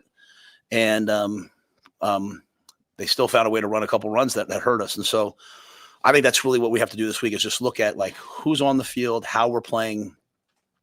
But I don't think it's like a hey, we don't have good enough players. Now, the part of that, what the players have to hear is we're just also not overwhelming people with, like, what I'm saying? So it's not like, we're not gap and a half thing and we're locked out in the B gap and the ball goes inside and we're throwing the guy down and making a tackle. That's not happening at a high enough level. So we're going to have to play better. We're going to have to coach better. And I don't want to minimize how good their backs are. I thought going into the game that 22, I think I said it last week, was an elite level player, and he was an elite level player. I mean, I hope if anything, we're trying to be honest. I sat here last week. I said, guys, inside the 10 offense, our kickoff game, and 10-yard rushes were the things that concern me. Well, explosive runs. We had the ball inside the 10, inside the 5, so at least we're being honest about the things that we know we have to fix. But I don't know that it's like a major overhaul, because I think we're doing sound things. We're in Bear, we're in all those different things. I just think it's making sure that the right guys are doing the right things and kind of settling into who we are moving forward. So you say the most disappointing thing is they control the line of scrimmage. How do you size that up in your mind in the context of the rest of the Big Ten schedule? That's an excellent front seven on both sides we faced. I mean, like this is like, I don't want to go into a game saying, hey guys, but like you look afterwards, you look back at the personnel and you say, okay, like who do we face? Like I knew who number 1 was. I know who number 4. I mean, they have excellent players on the front seven. Like we covered them the entire day. And I don't mean that not disrespectfully, like they're running routes and there's no one open. We're getting open all over the field. So like, it's not like, hey, we don't have a right to play against these guys. When we got in rhythm on offense, we went down the field and scored. You know what I mean? I just don't want to minimize who they are, right? I mean, we faced a really good team. It's a good litmus test for us. We can play better than we played, though, and we need to play better than we played. So again, I don't want to overreact. I don't want to underreact and say, well, it's Michigan. Like we're Nebraska. You know what I'm saying? Like go play. I believe every Big Ten game is going to be like this. I mean, it's like, that's why they created the Big Ten like this. That's why they went out and got these teams, so that, every game's going to come down to 3, 4, 5 points, and you're gonna have to make one more play than them. I did like I said, I liked our mindset, the old, oh, here we go again. I never felt that at all. I felt like the guys were attacking. I felt like the crowd was in it. I felt like we kept fighting. But we're going to have to play. We're going to have to play better up front to be the team that we want to be. You said Saturday you thought maybe you're backing up or catching them a little bit, not as super physical because of what they're doing. What do you see kind of as you watched it back? Did that confirm that? Yep. I think we just they edged us early, and so then we started trying to absorb contact instead of taking the fight to them. Thought we were, again, they do bring a lot of pressures and blitz. I mean, there's a couple that we turn sometimes we turn a guy loose that didn't need to be turned loose because we're overthinking it. Again, they present a lot of challenges, credit to them, but it's also a bunch of other things too. Sometimes you have a chip and the back doesn't chip, properly, right? Like he just tries, but it's not a great chip. One sack, we're supposed to have a comeback and the guy runs the wrong route. So it's all 11 guys, but I think versus that rush, they were lining up wide and going speed. It's everything we knew they would do, right? Going speed to power and trying to collapse the pocket and make Dylan uncomfortable. And we didn't widen the pocket enough. And so from a football perspective, you want to have the width and depth of the pocket. The tackle set the width. Your inside guy set the depth. For the most part, the depth was okay, but the width, the edge guys won versus our tackles too much. And, that it takes all 11 guys. Guys got to get open fast. Quarterback's got to get the ball out. You chip, rib, or whatever you need to do. We didn't get that done well enough. Coach, can you win the way you guys played Saturday or long term in the Big Ten, or do you need more balance in this offense with the ground game? I mean, you want to run the ball more. I mean, but I think I always want to be able to run the football more than we did. I think you need to be 100 to 150 yards rushing, to win. That being said, I mean, we had every chance to win that game, so. I don't want to, start panicking about, hey, we're doing too much of this, too much of that. Like, when Dylan had time, everyone was open. So, we scored 27 points. I mean, we had a kill for 27 points at times last year, versus a pretty good defense. But yeah, I think we're always searching for balance. I think the one balance that we believe in though too is the ball getting into many people's hands. So I do think we're spreading the ball around and attacking people. But I think this is a good week for us to go back and look at all that and say to ourselves, like, hey, what are we doing well and what can we do better? You showed a couple different guys at left tackle. Just what do you see from that side of the line moving forward? I think that this whole week we're going to go back and look at those guys. I think what you find out from players is how they respond after a game like that. I've always felt at positions like corner and at tackle, where you are basically, your job is to not give up a big play. And when you have that game where like you give up a couple posts for touchdowns, or you give up a couple sacks, it's really about how you respond. And so we'll have to see how the guys respond this week. We've been rotating a lot of guys at those positions and hoping that we would solidify and crystallize by the Big Ten. And we'll have to see through this week, and then go into next week, hopefully with hey, here's our best 5 guys, and let's go to war with those 5 guys, and the rest of the guys are backups, and they'll go in as needed. So I think that those are all things we're kind of meeting on and watching right now. Those moments in games when somebody, whether it's Pritchett after a false start or Marquise after like a missed run fit, and those guys go and we don't see them the rest of the day. Like, how do you philosophically approach the what you do as a coach with making decisions about whether a guy is going to come back or he needs to sit for a while? Yeah, and Marquise didn't get pulled because of that play. We went to a bear with 3 corners. Like, we just adjusted to how they were playing us, right? So I got all the confidence in the world in Marquise Buford. And again, the ball doesn't even need to get to him. You know what I'm saying? If everyone up front does what they're supposed to do, he's not going to be there. And he'll be there. So I think every player is different. Every situation is different. Kind of depends on sort of their history and where they're at. I don't want the guys to play afraid. I also think, part of it's like, hey, sometimes you dance with the person who brought you, and so if someone's a starter, you play that game out with the guy who's starting and you mix some guys in, but you put them out there and then you kind of go from there. You've talked at length about Pritchett's development. How has that development looked of late in the last couple of weeks? I've been practicing better. I just, there's a dependability and a focus level. I'm not talking about just him, I'm talking about in general on the offensive line that you need, right? And so it's just hard to be in 3rd and 3s and, go to 3rd and 8s. But I like Elijah a lot. I think he's got great physical talent. Sometimes players come to us because they have great physical talent, and they, our way of doing things, we hope helps them play their best football. And so we're searching for that with him. But all the guys who transferred in for us, Dane Key, we good? Dane Key, those guys, we want to just make sure that they're playing their best football under us,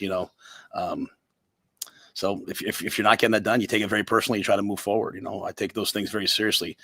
These aren't just names on a jersey to me. They're kids whose lives I care a great deal about. What do you feel like the reasoning is behind the red zone run game? Why it hasn't been as good as you'd like it to be? I think we've attached a lot of RPOs to them. We haven't really hit on the RPOs. At the end of the game, we went to the last RPO to Heinrich that we did on 4th and 1. That one worked. They gave us an edge pressure blitz look on the little speed sweep shovel pass, and we just didn't quite come off the ball enough. We kind of just sat there and tried to catch the blitz instead of coming off the ball. I think down the 3rd down, it was 3rd and 3. I basically said, hey, you have two downs to run the ball for 3 yards. And I thought we kind of came off the ball looking to see what they were going to do instead of coming off the ball. And let me just say this, all very frustrating, So when I say it in this tone, it's not like I'm not minimizing it. I'm not saying it's okay. But I just saying it is what it is. I'm trying to, when I talk to you guys, I try to be very football based. Like, this is the struggle. This is the problem. This is the issue. So we're kind of down there looking to pick up all the blitzes that we know they're going to bring, as opposed to rocking off the ball and knocking it back. So I think some has been the RPOs, and we had our chances down there. So I think in general, we had to play better up front. And that's everybody. That's the tight ends. That's the backs. It's to win that game. Is that a call that you would make again? The speed sweep with the tight end and using him as a runner instead of a blocker? I think it's a play we've run a bunch over the last couple of years, and it's worked. I'm never going to say I would never put the ball in Lindenmeyer's hands because he's made a ton of plays, right? So, but that's the kind of the question, right? So it's it gives you, because what it is it's a speed sweep to Emmett, and you're reading the end, and then Dylan can run it, and then he can pitch it. So it's all 3 guys. So it's like the 4th and 1 play. You can say the same thing. Why would you guys throw the ball out to a tight end? Well, I mean, I just believe in our guys. I believe when we execute, it works, and we don't execute, it doesn't work. And it's all within our control, and we got to play a little bit better. And but I'm not going to start second guessing Dana. I think he's a pretty smart guy, and I think he's making good calls. And we just, like I said, sometimes they work against a good defense, sometimes they don't. They made the play down there. It played itself all out, right? We got the ball right back. We had a chance at the safety, didn't get the safety, tackled the quarterback, got the ball back, at the 31-yard line. So I think part of our game plan was, hey, let's make them drive the length of the field, and which worked in the first half. Didn't really work in the second half, unfortunately, when they had that punt return, kind of flip the field. And we don't put that on Jacory. We wanted to return. Eck wanted to be really aggressive, return that ball. They just did something different. They kicked it back across the field and got us. But we thought we were going to return a punt for a touchdown. If you go back to the last punt return, he almost returned that for a touchdown. He's a shoestring away from going a long, long ways. And so, sometimes when you make these game plan decisions, hey, we're going to be aggressive here, it can backfire. Brought up the importance of Dylan making the routine plays and relying on that instead of the wow plays. The sidearm throws or rolling out. It just seemed like there was a little bit more of that, like on the first drive in the script, like he was getting outside of the pocket. Was that designed to slow down their rush, or do you feel like you need to do that more when you're facing an elite defense? Well, I mean, some of those we did like a double count, and if they jump offside, you snap it. They didn't jump, but we snapped it anyway. So he was kind of running around. So some of those where he was just running around, they weren't called. He had the one which we ran it right before the half. We ran it. We were running some RPOs. What we felt like as the game went on was, very an NFL based defense. So when you put the RPO along, the run along with the pass, it conflicted them. That's why sometimes it's like 3rd and whatever, and you're running the ball, and people are kind of like, well, why are you running the ball here? But it's an RPO, right? So. But, he got out to his left, the one, threw the ball sidearm to Isaiah. But we ran that same play later. Quinn Clark caught it. So we kind of did that throughout. A lot of those were just, they forced us to hand it. Like they're playing with their ends wide. So Emmett had some nice runs on the outside zone that cut up inside. We did try to get him outside the pocket on the one that Isaiah caught.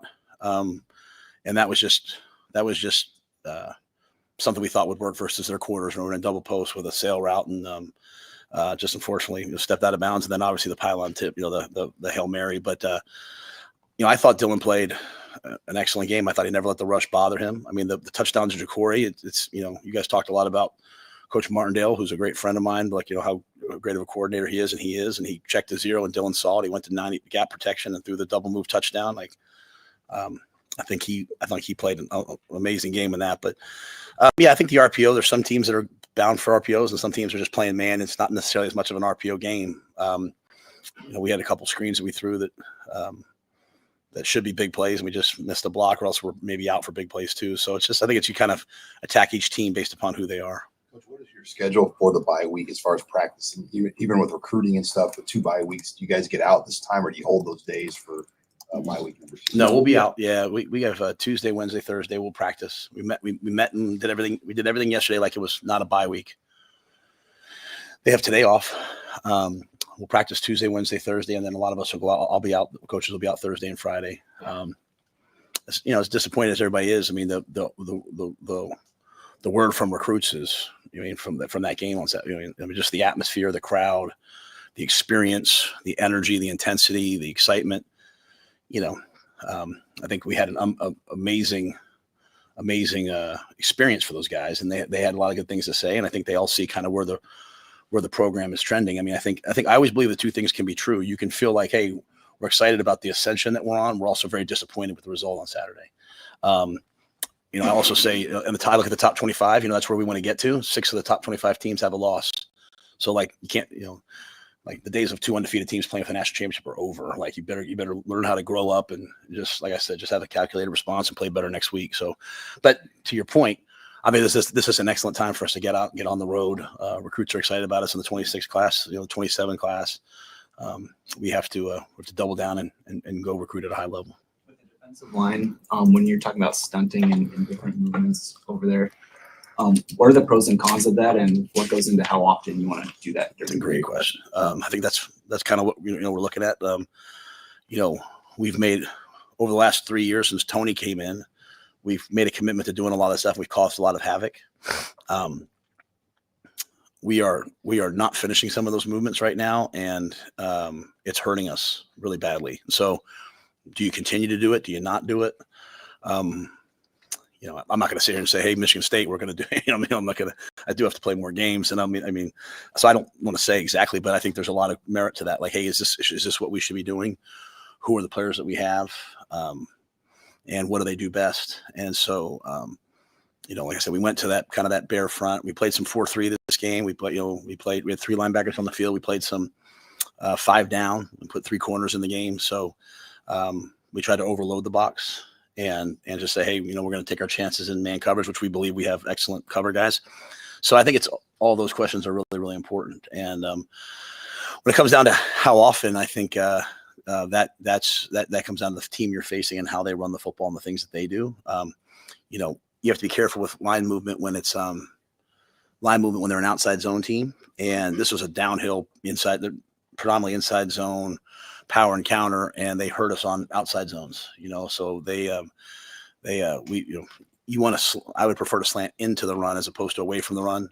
But when you watch Indiana play Illinois, and they're being 63-10, Indiana's stunting, slanting, and moving. So I'm always paying attention to what we do. To me, it's always more important who's doing it and how they're doing it. But I think it's a great question that we're looking at right now. I know that it's a young group than Elijah, but how do you feel like the defensive linemen are just coming along in their growth process and adjusting to the rigors of the Big Ten and college football? Yeah, I think there's moments where they're excellent, right? But you can't give up, 286 yards rushing and sit here and, start praising that, the group. I mean, but I do think they're coming along. I think we're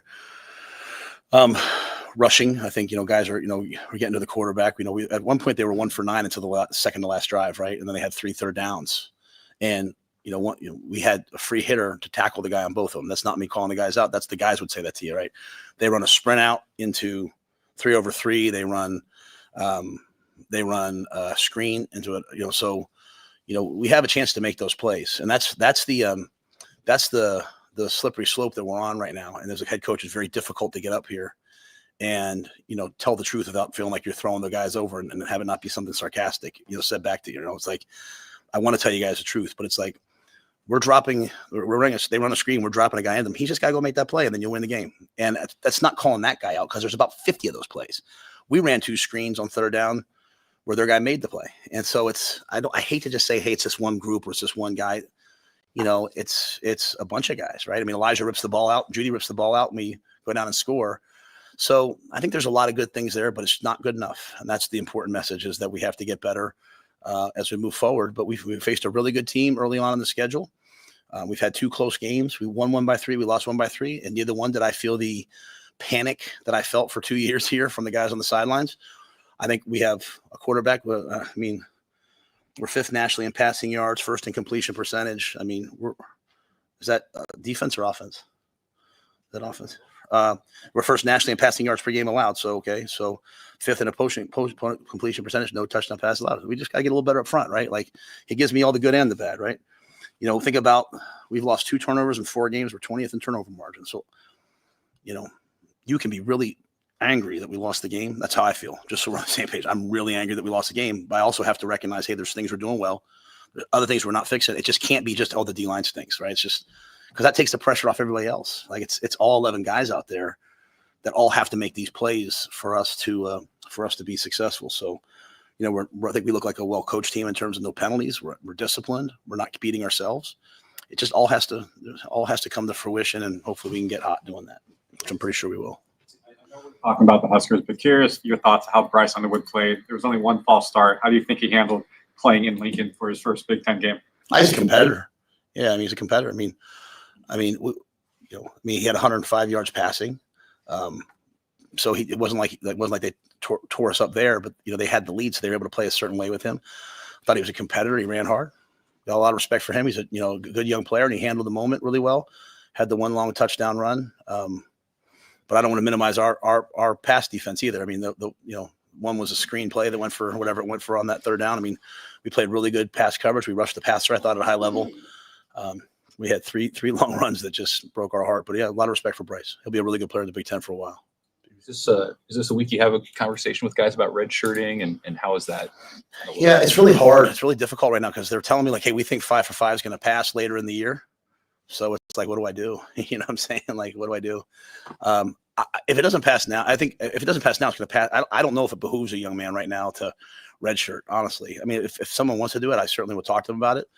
But I think if it doesn't pass now, it's going to pass next year, the year after, and it's going to be retroactive. And like guys last year that I worked my tail off to make sure that they could redshirt, they're going to be sitting there like, man, I wasted the year. I could have played in 4 or 5 more games. So it's a really tough spot to be in, to be honest with you. Like for a player, not to take me out of it, like for a player, for a parent, when we got word the other day, like, hey, they really believe it's going to pass, but it hasn't passed yet. So how do you do it? How do you prepare for it? I remember sitting there when I first got here and them being like, hey, there's this lawsuit in the courts and the house something, and this is going to come to fruition at some point, and being like, do you think that'll ever really happen? And all of a sudden, bang, and then you have to manage it, while it's kind of on top of you. That's how I feel about the 5 for 5. So I'm always going to try my best to help the players and put them first. But I think the difference, the quality of kid that we've recruited in terms of the competitors, like they want to play. Like there's not a lot of guys coming to me right now saying, hey, I don't want to play. Like I want to play.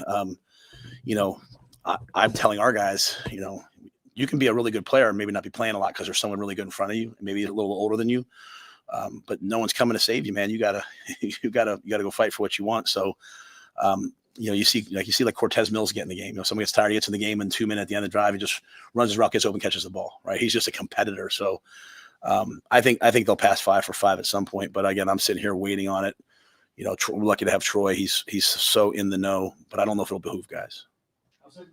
With some extra time before the next game. Yeah, Malcolm came out to practice last week. We expected him to play, and then it just kind of repopped on him. So I don't know what things look like for him. He's another guy. Like he's a guy that's going into his 4th year. If it's a long-term deal, he could redshirt. He could try to come back and play. But if there's 5 for, again, these are a lot of hard decisions. When you actually care about your players, these are really hard decisions, right? You're trying to give them the best advice. And so I hope some of these things pass. But Malcolm's one that's still kind of out there. We came out of this game pretty healthy. Not to say that we're not beat up, but pretty healthy. Who do you feel like your second back is right now? That's a great question. These are it's like you sat in my staff meeting this morning because that's literally what my question. And it doesn't mean I don't trust the other guys, but we need some production, more production out of that second spot. Mekhi got some reps in there. Isaiah was a running back who kind of had to go to slot when Wood got hurt. I'm always looking at like who are the players that we could be getting more production from that we're not putting that on them, but putting that on us. We're like, hey, get Carter Nelson going. Hey, get Mosey going. So where they fit, they've both had to kind of adapt their roles when we lost Wood, but we're not getting a ton of production out of them. Isaiah went back and returned kicks. Him and Kenny went back because we weren't, left to right. And, but yeah, so is it Mosey? Is it Quentin? Is it, they've all had a lot of help, a lot of reps. So those are, I'm not trying to blow off the question. That's literally the question I asked this morning. And so I challenged the staff to, hey, let me know how you guys see it. I know how I see it and kind of go from there. Did Ives play against him? No, he did not play. No. Nelson was kind of elevated. What did he do in practice and what? Yeah, it was really more of we have like what we call our 21 package, which is, we put a tight end out, one of the tight ends out at receiver. Usually it's Carter, but sometimes it's Heinrich. And they play both Isaiah and Mekhi. So it's kind of like, hey, that's their package. And then in 11, it has been Emmett, then Quentin, and then just Emmett played those plays. And when we went to 21 or those other things, it was those other guys. So it wasn't one guy's ahead of another. It really was more the package as Dana called the game.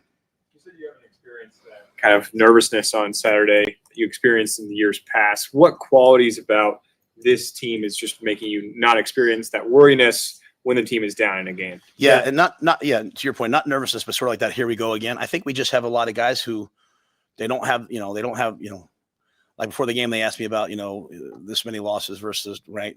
I haven't been a part of that, so I don't want to own that. Like, I own this game. Dylan goes out to every game thinking he's going to win, thinking there's no way he's going to lose. He's going to play every single snap. And I say Dylan because he's the quarterback, right? Like, we have a lot of guys who they expect to win, and part of playing good teams like Michigan and Michigan State and the teams we're going to face is like they're going to score points. They're going to play good defense. You're going to get ahead. You're going to get behind. Just battling the game and not overreacting, not panicking.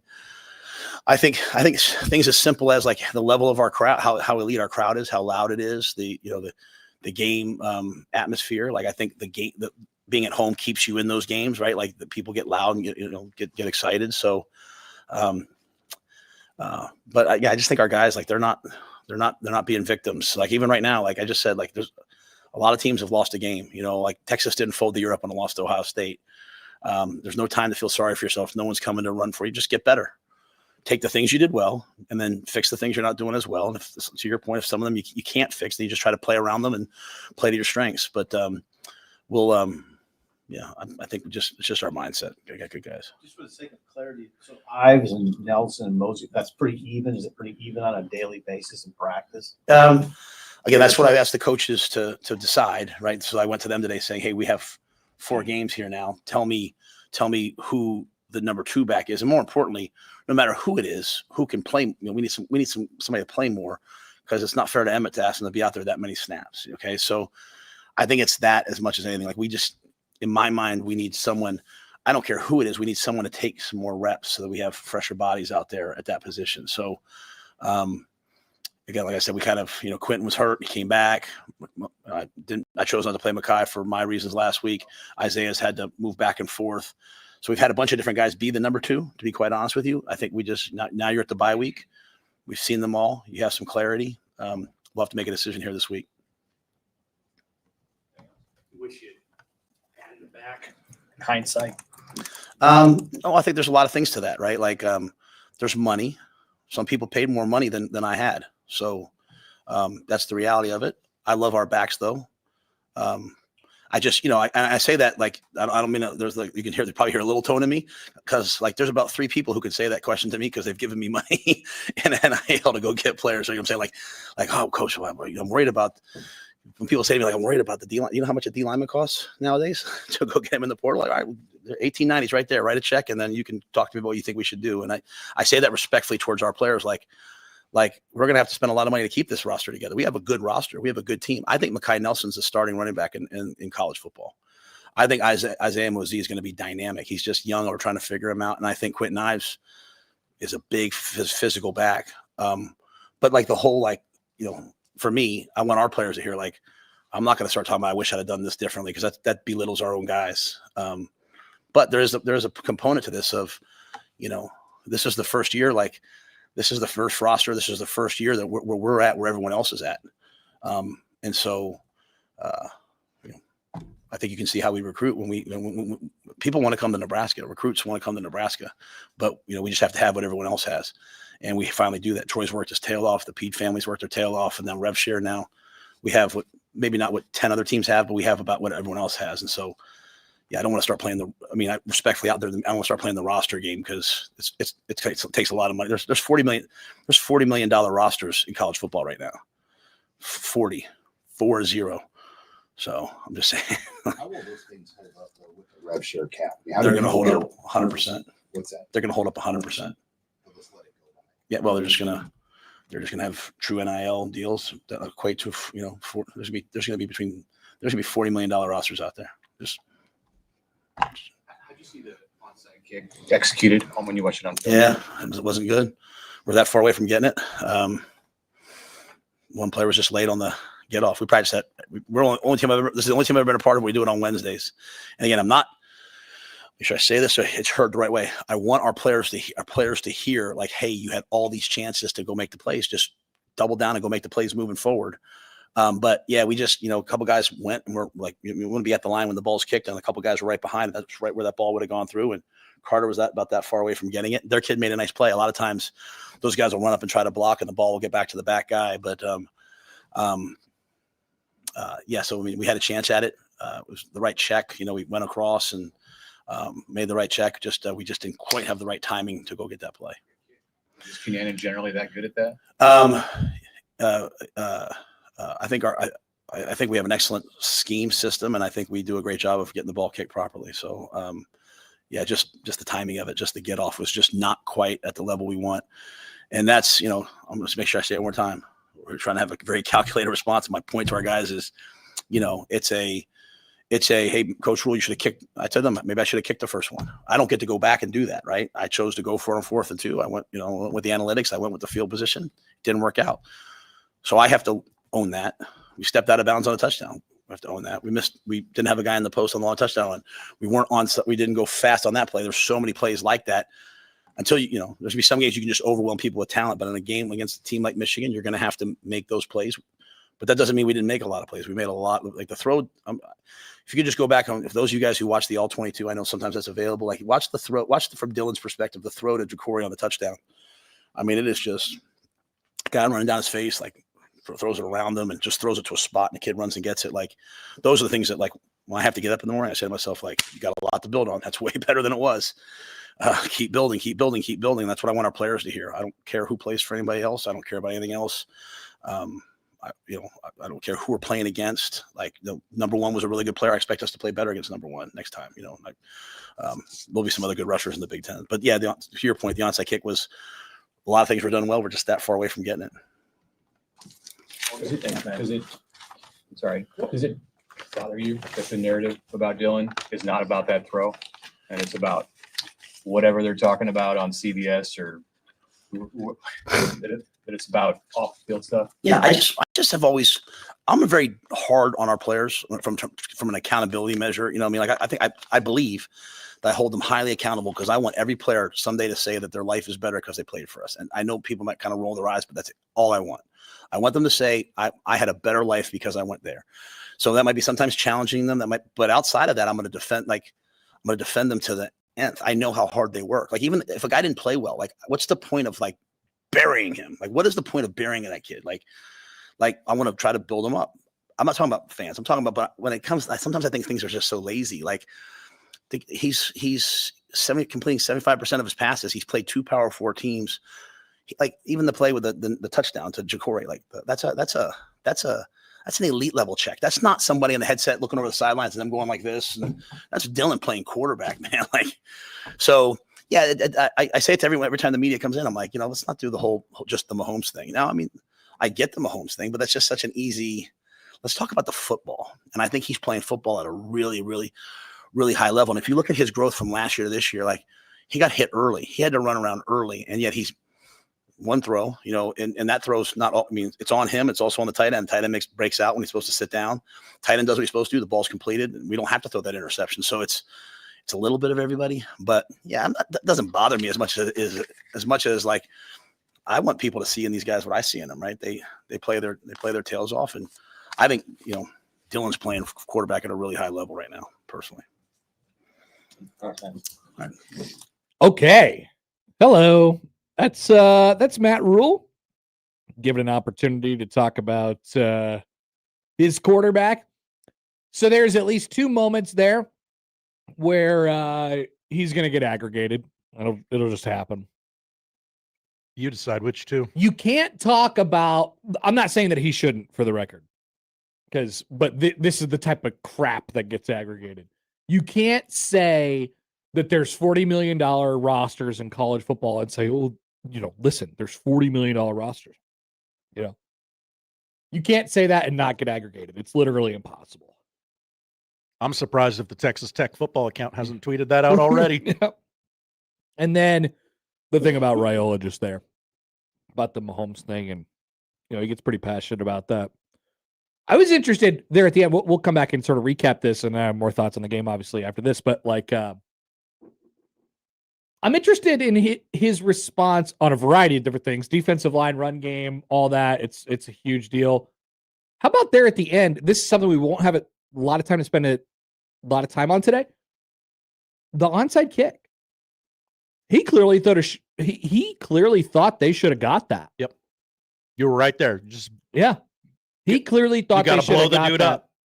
So that's what I thought watching it the first time. I went back and watched it again. I think, and he didn't say this because he doesn't like to throw guys specifically under the bus. Instead of going for the ball, Carter Nelson's got to just ram that guy. Yep, just smash into him, and then let the guy behind him get it. I think that's what he was saying. Interesting. And we have a kick time. 3:00, Michigan State. FS1. Oh, that'll go on your hype speech. And that's next Saturday. By the way, that will be the debut of Connor Happer on Big Red Overreaction. Oh, that's right. I can't wait. Are we still in the McMaster chunk? I think the first one is with Matt. Yes. Okay. So there you go. All right. So we'll be back. We get some stuff to talk about there and some good context to add to the whole run game defense situation. It's fascinating to see how they'll play it going forward. We'll be back and we want to hear from you guys. 402-951-1620. More to come on 1620 The Zone. Live from the Host Coffee Studio, this is 1620 The Zone. Husker Review Monday is powered by McKinnis Roofing and Sheet Metal. Looking for trusted experts to protect and enhance your home or business? We are McKinnis, Nebraska and Iowa's go-to choice since 1981. For commercial or residential projects, trust McKinnis Roofing and Sheet Metal. Visit McKinnisInc.com today. Certified Transmission built its reputation on the job done right. It means hard work, honesty, and integrity. And together, we ensure our customers leave satisfied and worry-free. Certified Transmission, the job done right at the right price. Fall's here, and just like your favorite football team, your home needs a strong defense. Don't let a broken furnace cost you more than a free agent signing. Skransky Heating and Cooling has kept Omaha homes like yours comfortable. Their playbook? A fast, reliable furnace system check that keeps your home warm, safe, and game day ready. Call Skransky Heating and Cooling today and schedule your furnace check before the cold takes the field. Get details at heatomaha.com. Skransky, your home comfort MVP. Cross Strain Brewing Company, the official sponsor of One Beer Friday on 1620 The Zone, where beer is Nebraska fresh, never boring, and always evolving. Find them at the original location in La Vista, at their DraftWorks location downtown, or at crossstrainbrewing.com. You can't run. We've been waiting for you. You can't hide. Don't you want to play? Because Scary Acres is back, and we're ready to make you scream. The Master's Castle, House on the Hill, in the Haunted Woods. Scary Acres, Omaha's ultimate haunted attractions. 172nd and Giles. Open now. Sponsored in part by Spare Time, Raising Cane's, Hy-Vee, Stereo West, Gandalfo's, and Blend. Are you prepared to face your fears? Hi, I'm Michael from the Warren Treaty. You know the jingle. Now discover the facts about Ozempic, a GLP-1. Only Novo Nordisk makes FDA-approved Ozempic. Learn about the real thing. Talk to your healthcare professional today. Call 1-833-OZEMPIC or visit Ozempic.com to view the medication guide and to learn more about Ozempic. Semaglutide injection 0.5 milligram, 1 milligram, and 2 milligrams.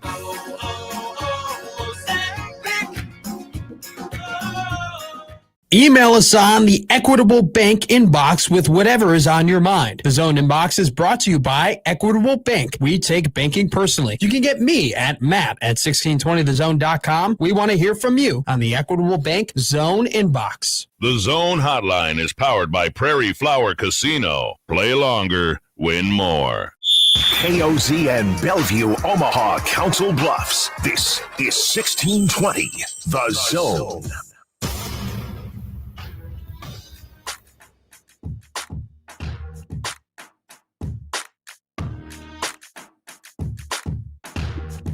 Welcome back. Did you see that Beer Fest is open? The movie? No, Beer Fest, the actual thing. Or Oktoberfest, I'm sorry. I keep seeing videos of Oktoberfest opening up over the weekend. Oh, wow. Congratulations to the people who, there's some people who make the pilgrimage over to Germany for Oktoberfest every year, wow. or maybe just once. That's a trip. Yeah, dude. It looks awesome. Back when I was super into beer, I was like, this is something that I want to do. And now you don't drink. Now I'm not super into beer anymore, but it still looks like fun. Anyway, so happy Oktoberfest to everybody. It's fall. Today's fall. Today is fall. Can you imagine? Apparently. It's amazing. I'm Well, it's told. only going to be 81 today. It's fall. Y'all. It's fall, y'all. It's the patch weekend here locally. Yeah. Bye week combined with first weekend of fall. Watch out, patch. Watch out, because we got some trouble coming your way. Mm-hmm. All right. So Matt Rule had some fascinating comments on let's go to the running game first. So he was asked first who his second running back was, and he goes, I don't know. Well, we got to figure that out. That's kind of what the bye week's for. And then the follow-up was very good. I can't remember who asked it, but the follow-up was excellent. It was basically something along the lines of, well, do you regret not getting another one in the offseason? Which, once again, these are problems that we thought going into the season. You think back to Saturday. You think it's not necessarily that a second running back would have helped Nebraska win that game. A depth at running back would have helped Nebraska win that game. But they certainly could have used a different kind of running back in that game. A guy who, is a little bit more inclined for the power type of runs. And generally the run game. And then tackles, which Nebraska got one in the offseason. He played one drive and false started. And defensive line, basically, what we're talking about. Those were three areas where we thought Nebraska maybe fell a little bit short as far as the transfer portal is concerned, addressing their needs from a personnel standpoint. And what do you know? A lot of that stuff cropped up in game 1, and it cropped up again in game 4. And it was a big issue on Saturday. Nebraska's tackles got smoked. Once again, I still think, and Rule was less sure, but he was careful to say, like, hey, that team is really good, and specifically their edge rushers are really good, which I buy, for the record. I don't know how good they're going to be as a team, but I know specifically their edge rushers against Nebraska's tackles is a mismatch. Yes. That's very clear, abundantly clear to see. Is Nebraska going to see that kind of edge rush again? I don't know. If Nebraska, I'll tell you this too. If they would have gone up against Graham and the other guy that they lost last year in the draft, the first rounders, those guys are more interior guys. I'm not so sure Nebraska would have held up better against that, because I like Nebraska's interior offensive line. Their tackles aren't very good. That's it. Their tackles aren't very good. And Nebraska's got to figure out how to deal with that. And they got to figure out how to deal with that when they don't have a run game that they can consistently depend upon. All right. So there's that piece of it too. So he was asked about the running back, we'll get a second guy this offseason. And he went to where he touched on it. He didn't go super deep into it, but I think he told the truth. And the truth is, basically, ask the money guy. Ask the bag man. Find him. Ask him. Is that an acceptable excuse? Because I see a lot of finger pointing on this whole they don't have a second running back thing. And the thing that makes this specific one a little bit more difficult is that they did go after a guy. They probably went after him too late.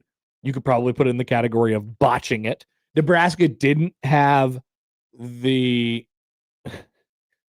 Josh is going to the U. He's going to jump in the big pool. Nebraska didn't have, they lost Dante Dowdell. Remember, Emmett went in the portal at the start of the offseason. Oh, yeah. He came out of the portal. So the whole thing was kind of a mess. So I'm going to be the last one standing. I might as well stay. You're already wondering about just what is it? What's it going to look like there? And maybe you're wondering about the coach as well. And so, the takeaway is everybody needs somebody to blame. Got to. Everybody needs somebody to blame. Everybody needs somebody to point a finger at. And I'm not so sure that it's quite as simple as saying, look, don't ask me, ask the bag man. I do think, and that's not what he said for the record, but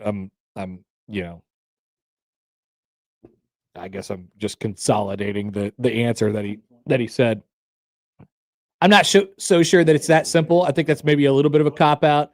I think Nebraska, there was more that they could have done. Frankly, we were mad about this all offseason. I felt like I was taking crazy pills. I was out on an island all offseason long talking about, I just don't think they have enough here. I don't know why they're not trying. They never really showed urgency at that position. And so I felt like they got what they deserved. I felt like they got what they deserved when Marty Brown didn't commit to Nebraska. And because I just don't feel like that there was that much urgency at that position. And they were trying to keep Emmett happy, and then Dowdell leaves, and it's just you also have, you're talking up the McKay and Mosey and Jamarian Parker and all these guys are trying to figure out exactly what it is. I just don't think Nebraska's ever shown enough in the last couple of years, but certainly for the last, I guess since Amir left, I don't think Nebraska's shown enough urgency at that position to stockpile good backs that can play for you right now. I just don't think they've shown enough urgency there. So I think that they are feeling that pain now. And it's not necessarily an accurate portrayal, in my opinion, to just say, well, we don't have what some of the others were offering them. We offered less, and and that's because we didn't have enough. That might be true at the end of the day. I think it's a cop-out. I want to ask a question about the presser in general. Okay, Josh. I love questions. Do you think Matt Rule sounded like a man with no answers, or a man who could not publicly say the answers? Why can't you run the ball? Well, because we can't run the ball. Let's talk specifics. What are we specifically thinking about? The running back part? The running backs and the lines, particularly. I think he doesn't want to say in that specific. I would agree. I don't think I also think this bye week, it's an interesting press conference because I do think he'll sound like he has more answers next week because he's telling the truth when he says, we have to figure out what we're going to be. I asked Schaefer right at the top of the interview when we talked to him at 11, like, what do they have a decision to make. They now know their weaknesses. So you have a choice. Do you scheme around it? Do you try to hide the weaknesses? Do you try to avoid the weaknesses? Or do you just double down on these guys will be good against different competition? It will still work. Let's stick to the plan. And that seemed to be Rule's inclination today. He's not a panic guy, like you said.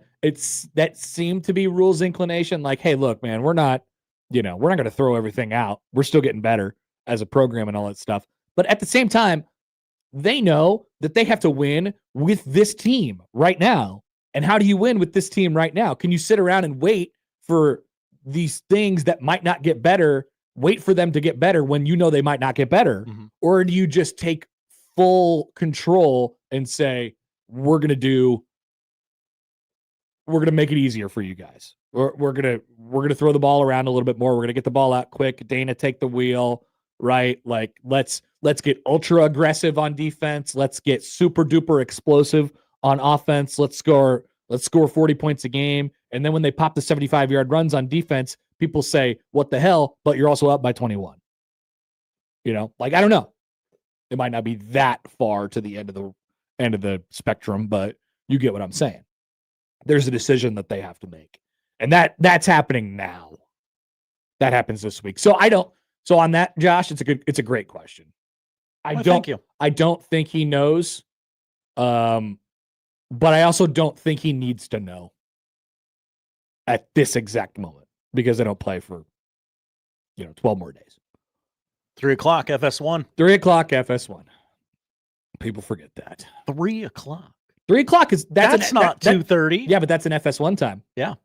ESPN ABC is the 2:30. FS1's at 3. I have to wrap my brain around this. I don't like FS1. Whoa. Thank you for existing, FS1.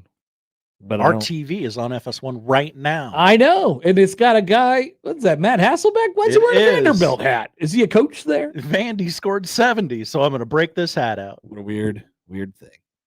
All right, we got a bunch of comments that I want to get to. By the way, YouTube chat has been a complete disaster today. Tire fire. So, I love it. Shout out to everybody there.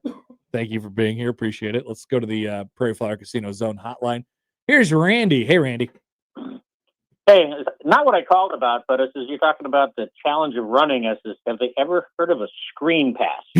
I'll just leave it at that. Okay, that's fair. That's what teams that can't run do. But the other thing I actually called about was the one thing that I noticed. And it was clearly visible to me several times when Dylan took his multitude of sacks, is that he had receivers that were double covered, but he was looking straight at one of them, and it says, throw the ball at his dang feet, where nobody else can catch it. It says, save yourself 8 to 10 yards of a sack. It says, you can't do that every time, but if you can throw it away safely near a receiver and ditch it into the ground, it says, I'd hope they're reviewing those with him this week in film study and saying, hey, here's where you could have thrown it away. Those were killers. Those sacks were killers. I says, you can't go from a 2nd and 3, to a 3rd and 15 and expect, this is any team to complete those regularly, convert those. So here's don't know if anybody else had mentioned it, but no, that's fair. Totally. I got tired of screaming at my TV.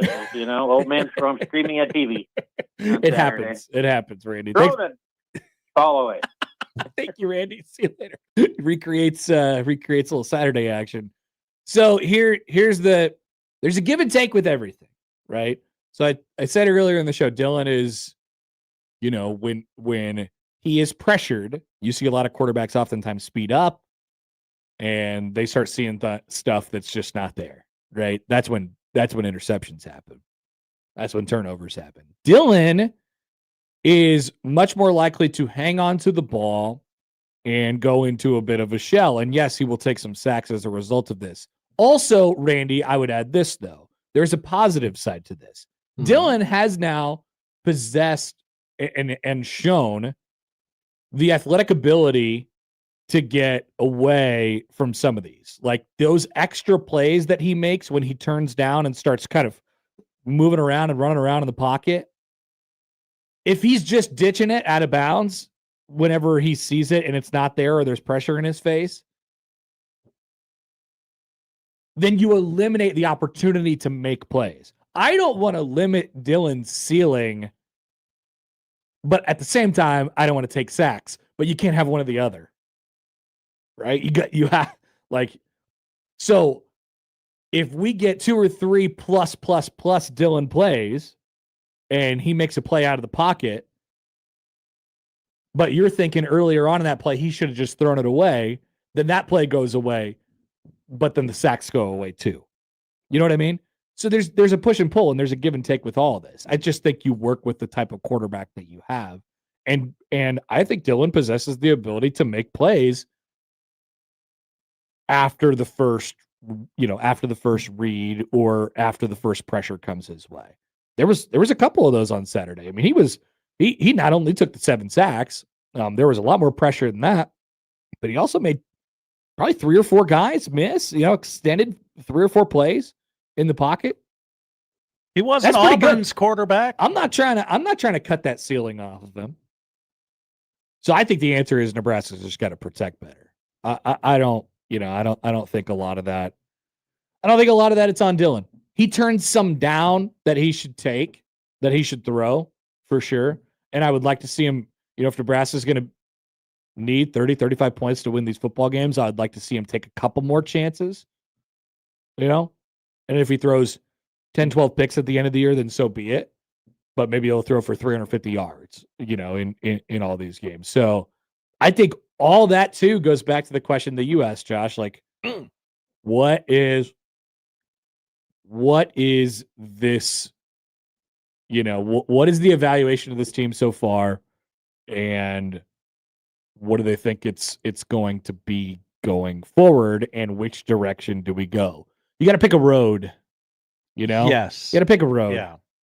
And he's probably not going up against Wink Martindale Havoc again this season. You guys, I know we hate to admit this because anytime Nebraska does something poor, it's always Nebraska's fault. But those edge rushers were good.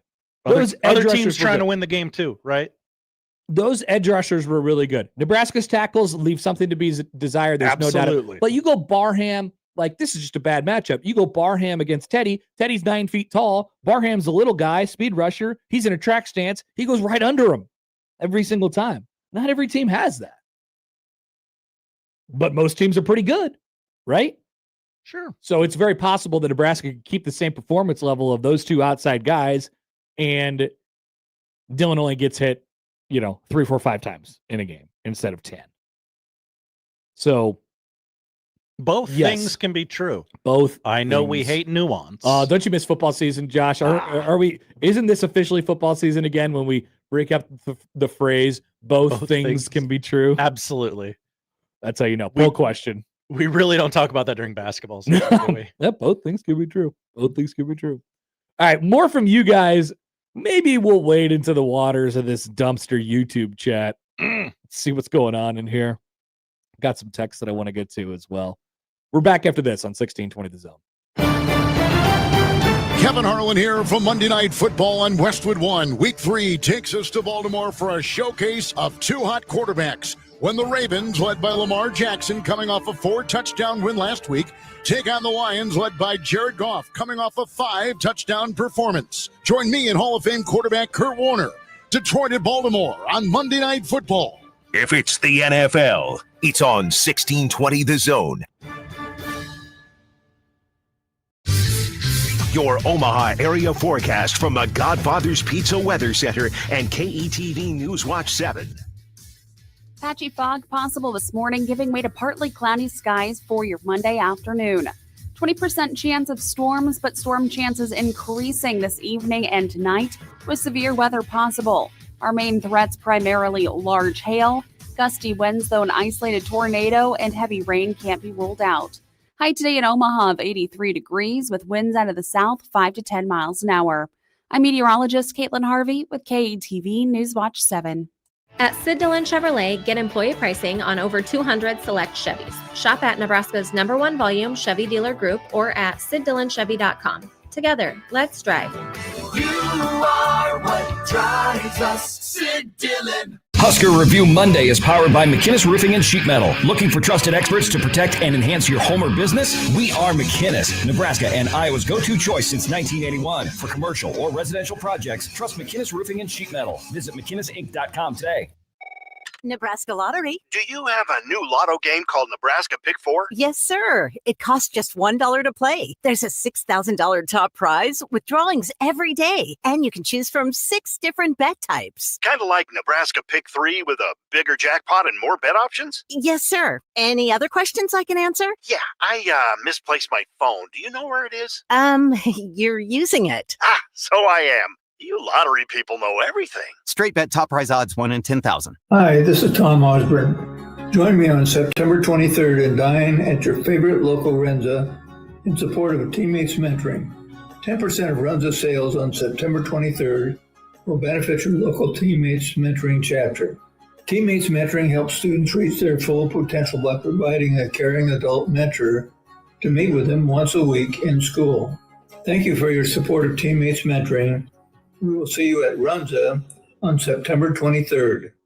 Email us on the Equitable Bank inbox with whatever is on your mind. Zone Inbox is brought to you by Equitable Bank. We take banking personally. You can get me, Gary, at 1620thezone.com.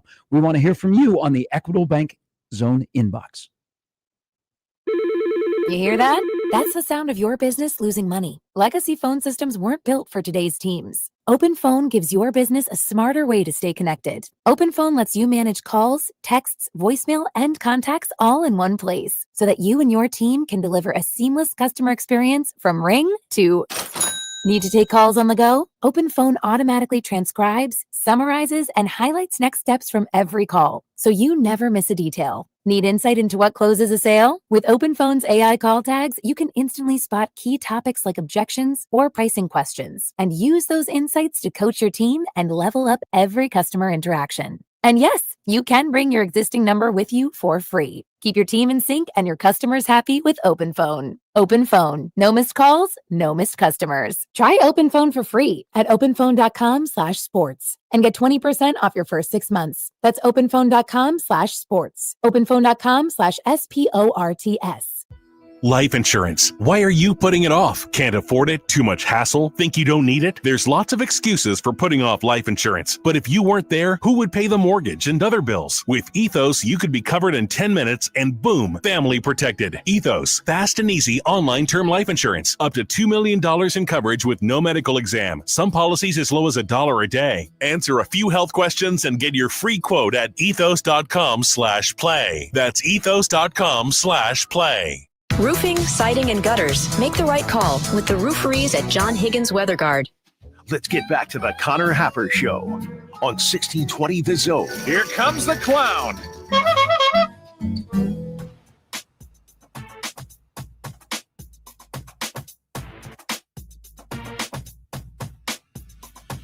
Quick pit stop here real quick.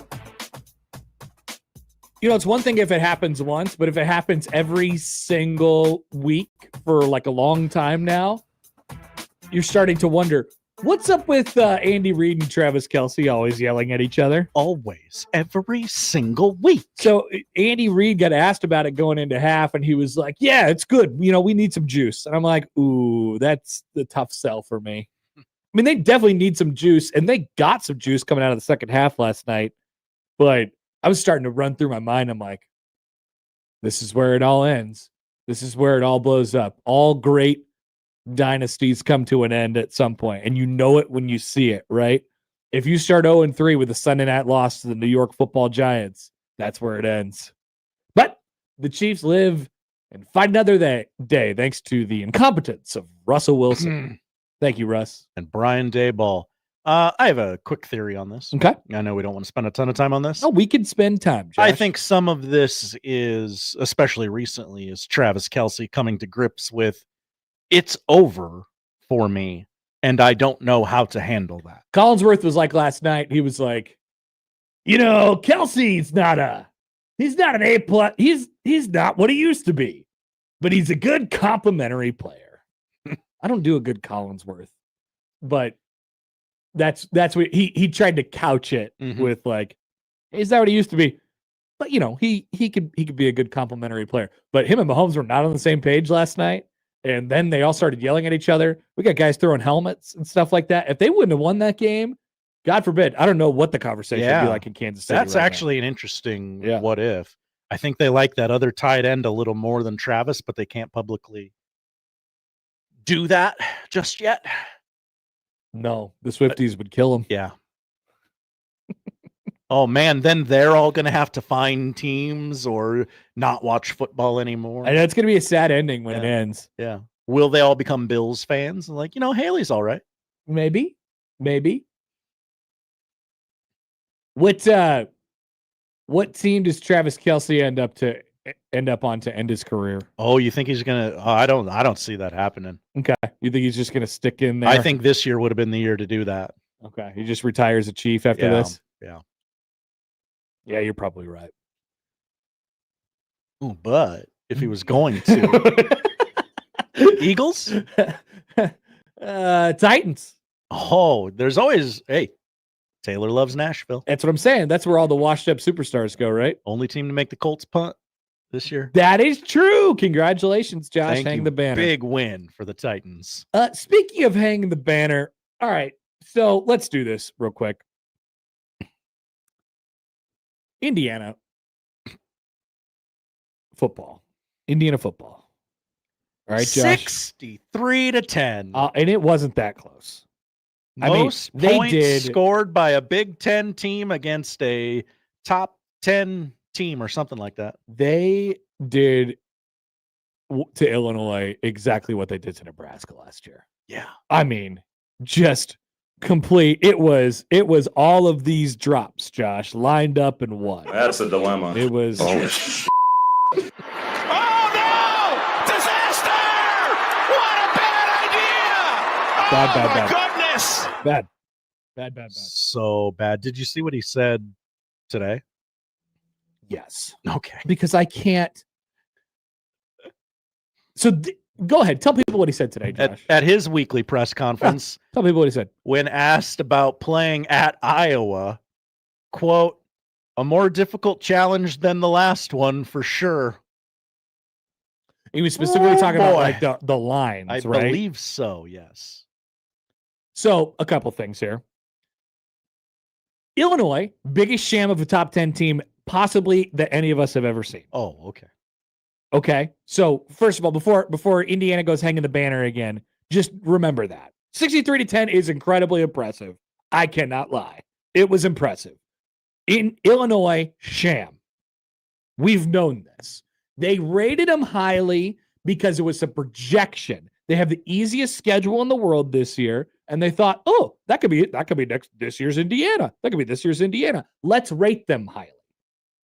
Right? And then they beat Duke, and people were like, perfect. See? Top 10 team. This is our fourth best Big Ten team. Everybody's looking for the fourth best Big Ten team, and so they slot them in these spots that are like playoff adjacent, right? 9 is inside the top 12, which is inside the mark for a playoff spot. But they're a sham. Okay?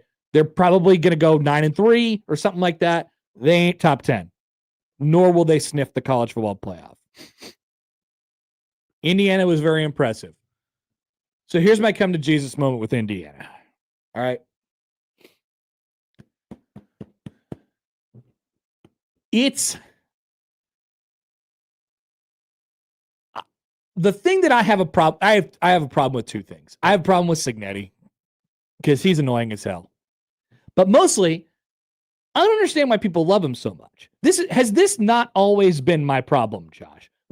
My problem initially last year in September was not believing in Indiana because they were beating the tar out of a bunch of dumpster fires, dumpster cans. That's correct. Okay.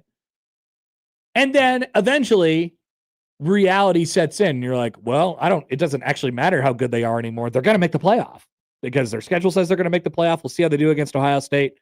They lost the game. They held up decent in that game. They held up well against Notre Dame in the playoff and lost that game as well. So eventually you just give in. You're like, oh, they're good. I mean, they're not as good as everybody says they are, but they're good. And so, yeah, they're going to make the playoff. My problem is for some reason, the internet and the media wants so desperately for this to be a thing, for this to happen. And I still can't figure out why. Has this not always been my problem? My God, it's Indiana. Why? What is so endearing about it? What in the hell is so endearing about it? They have the most annoying head coach in college football. He goes in there and talks that bleep. They are a scheme.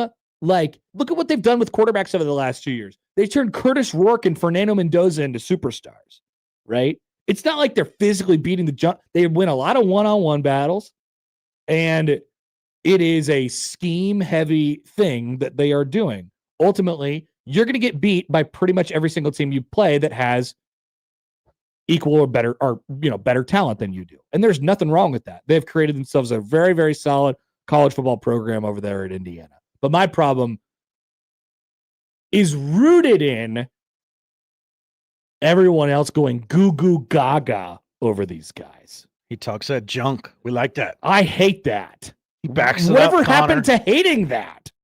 I thought we always hated people like that. We hate coach speak. We hate. We love, for whatever reason, when, they just show him constantly on the sidelines. And he's got a dumb face. And people are like, look at him. He's so locked in. He's like the Undertaker. He's probably pissed off right now. Look at him. I love this guy. No, he's not. He's a jackwagon who, is at some point going to have to eat his own words. 134-37. He's got a good team. I win. Google me. He's got a really good team. 0-9 all time in the postseason at every level. I'd like to make it clear that I am no longer doubting Indiana, but I am hating on and making fun of the people who slobber over them every weekend. Okay. Is that okay? Can I do that? Yes.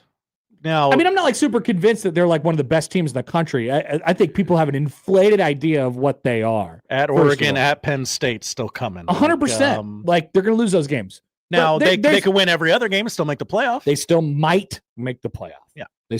I'm still happy to be locked in my bet with Matt McFartster. I heard that was his nickname. I heard that as well. Yeah. So I don't know where that came from, and I don't know what the bet is. And my deal is, I said they won't make the playoff. He said they will make the playoff, and I think it's lunch or something like that. A lunch bet. A classic lunch bet. Yeah. So I'm still happy to be engaged in that bet. No, I am not hedging or anything like that. I would just like to make my intentions clear. And my intentions are to continue to hate on the slobberers. Okay. Feels a little like moving the goalposts, but maybe you're possibly realizing some things about yourself. Maybe. Also, but people are like, oh, Happer doesn't think Indiana's very good. No, I know they're pretty good. They made the playoff last year, and they won 63-10. Like, they are pretty good. But also, you could be pretty good and not make the playoff. That's true. Also, if you have an Iowa fan in your life, this is the week to teach them how their Peacock works. Oh, is that on Peacock? Indiana, Iowa on Peacock this Saturday. Good get, Peacock. Well, NBC been riding that Indiana train now. Choo, choo. Choo, choo. Wonder how they do TV. I wonder how Indiana, Illinois is like a primetime blowout game rated does from a TV perspective. Yeah. Probably not very good, right? Right. I watched it. It was I was a lot of other things to watch. I was well, there actually wasn't at that time. Miami and Florida was going on, and I ended up flipping to that after it got out of control with Indiana. I did get home Saturday night and go, okay, what game from the day do I need to watch? I'll watch Nebraska, Michigan later. What game from the day do I need to watch? And it turned out I'll just watch USC, Michigan State that's going on right now. Yeah, there wasn't really an answer to that question. Yeah. Spencer on the Twitter machine. Hi, Spencer on the Twitter machine. Saying Indiana's head coach is the most annoying coach in football with PJ Fleck and Dabo Swinney existing is a nuclear hot take. Put it on the hot take board then, because I believe it with every fiber of my being. Breaking news. Breaking news has reached the timeline. According to Jeff Borzello of ESPN, Bruce Pearl is expected to retire as the head coach of Auburn. Sources tell Me and Pete tweets. His son, Stephen Pearl, is expected to be the head coach for this upcoming season.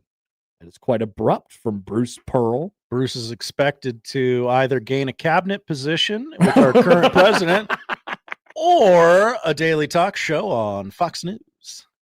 Good for him.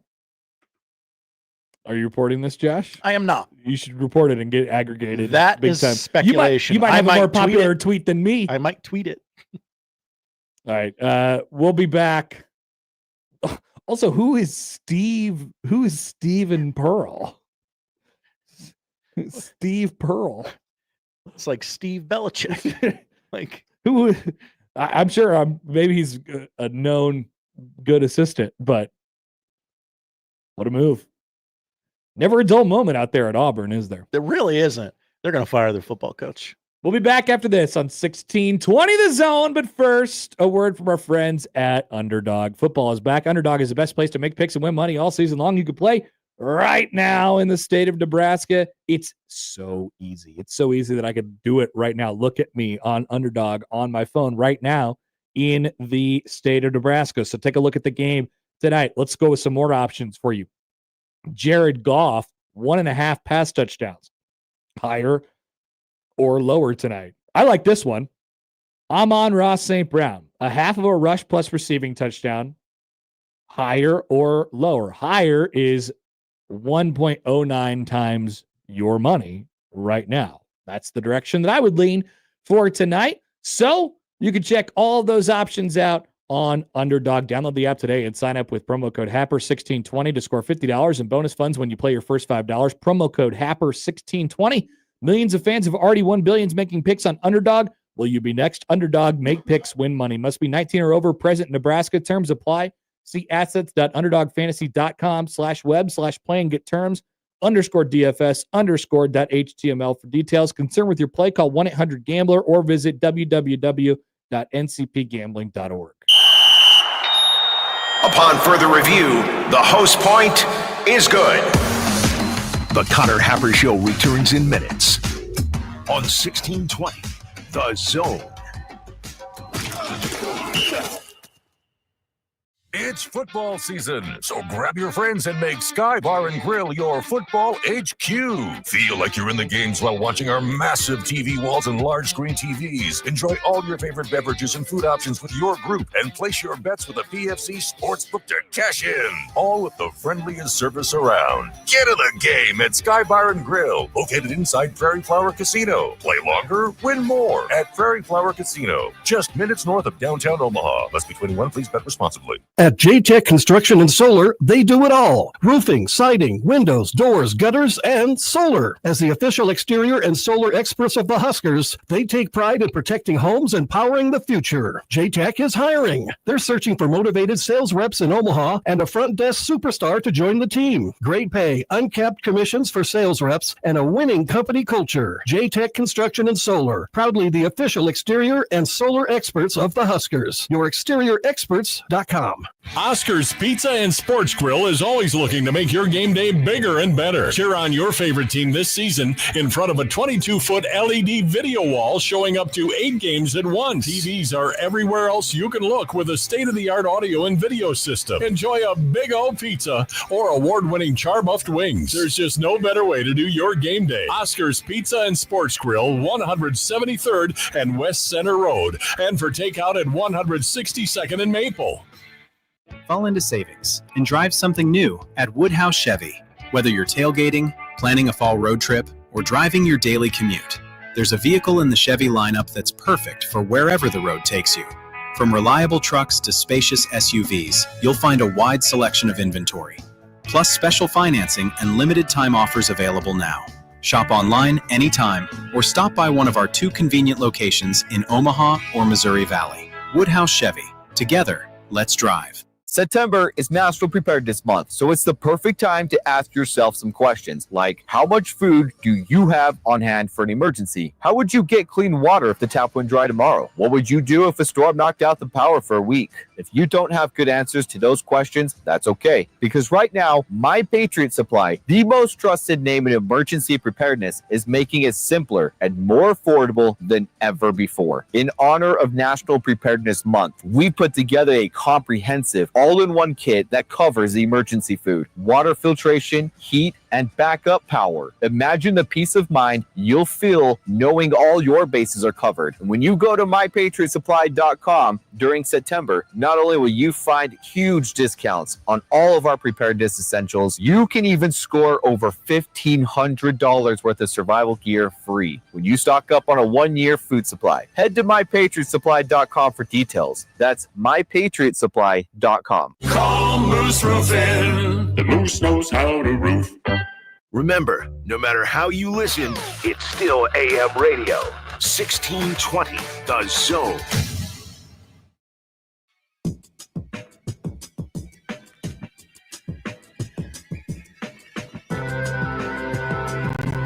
There are certain times when, if someone calls in while we're in a break, and actually I do this every time someone calls, I guess who's calling. You do like to predict. And I'm usually okay at it. I get a pretty decent hit rate on it. There's also certain times where you could tell who it is because you can hear it. They're very boisterous callers. Sometimes they are that way. So without further ado, let's go to the Prairie Fire Casino Zone hotline, and that's where we find Greg in Myrtle Beach today. Hi, Greg. Good afternoon.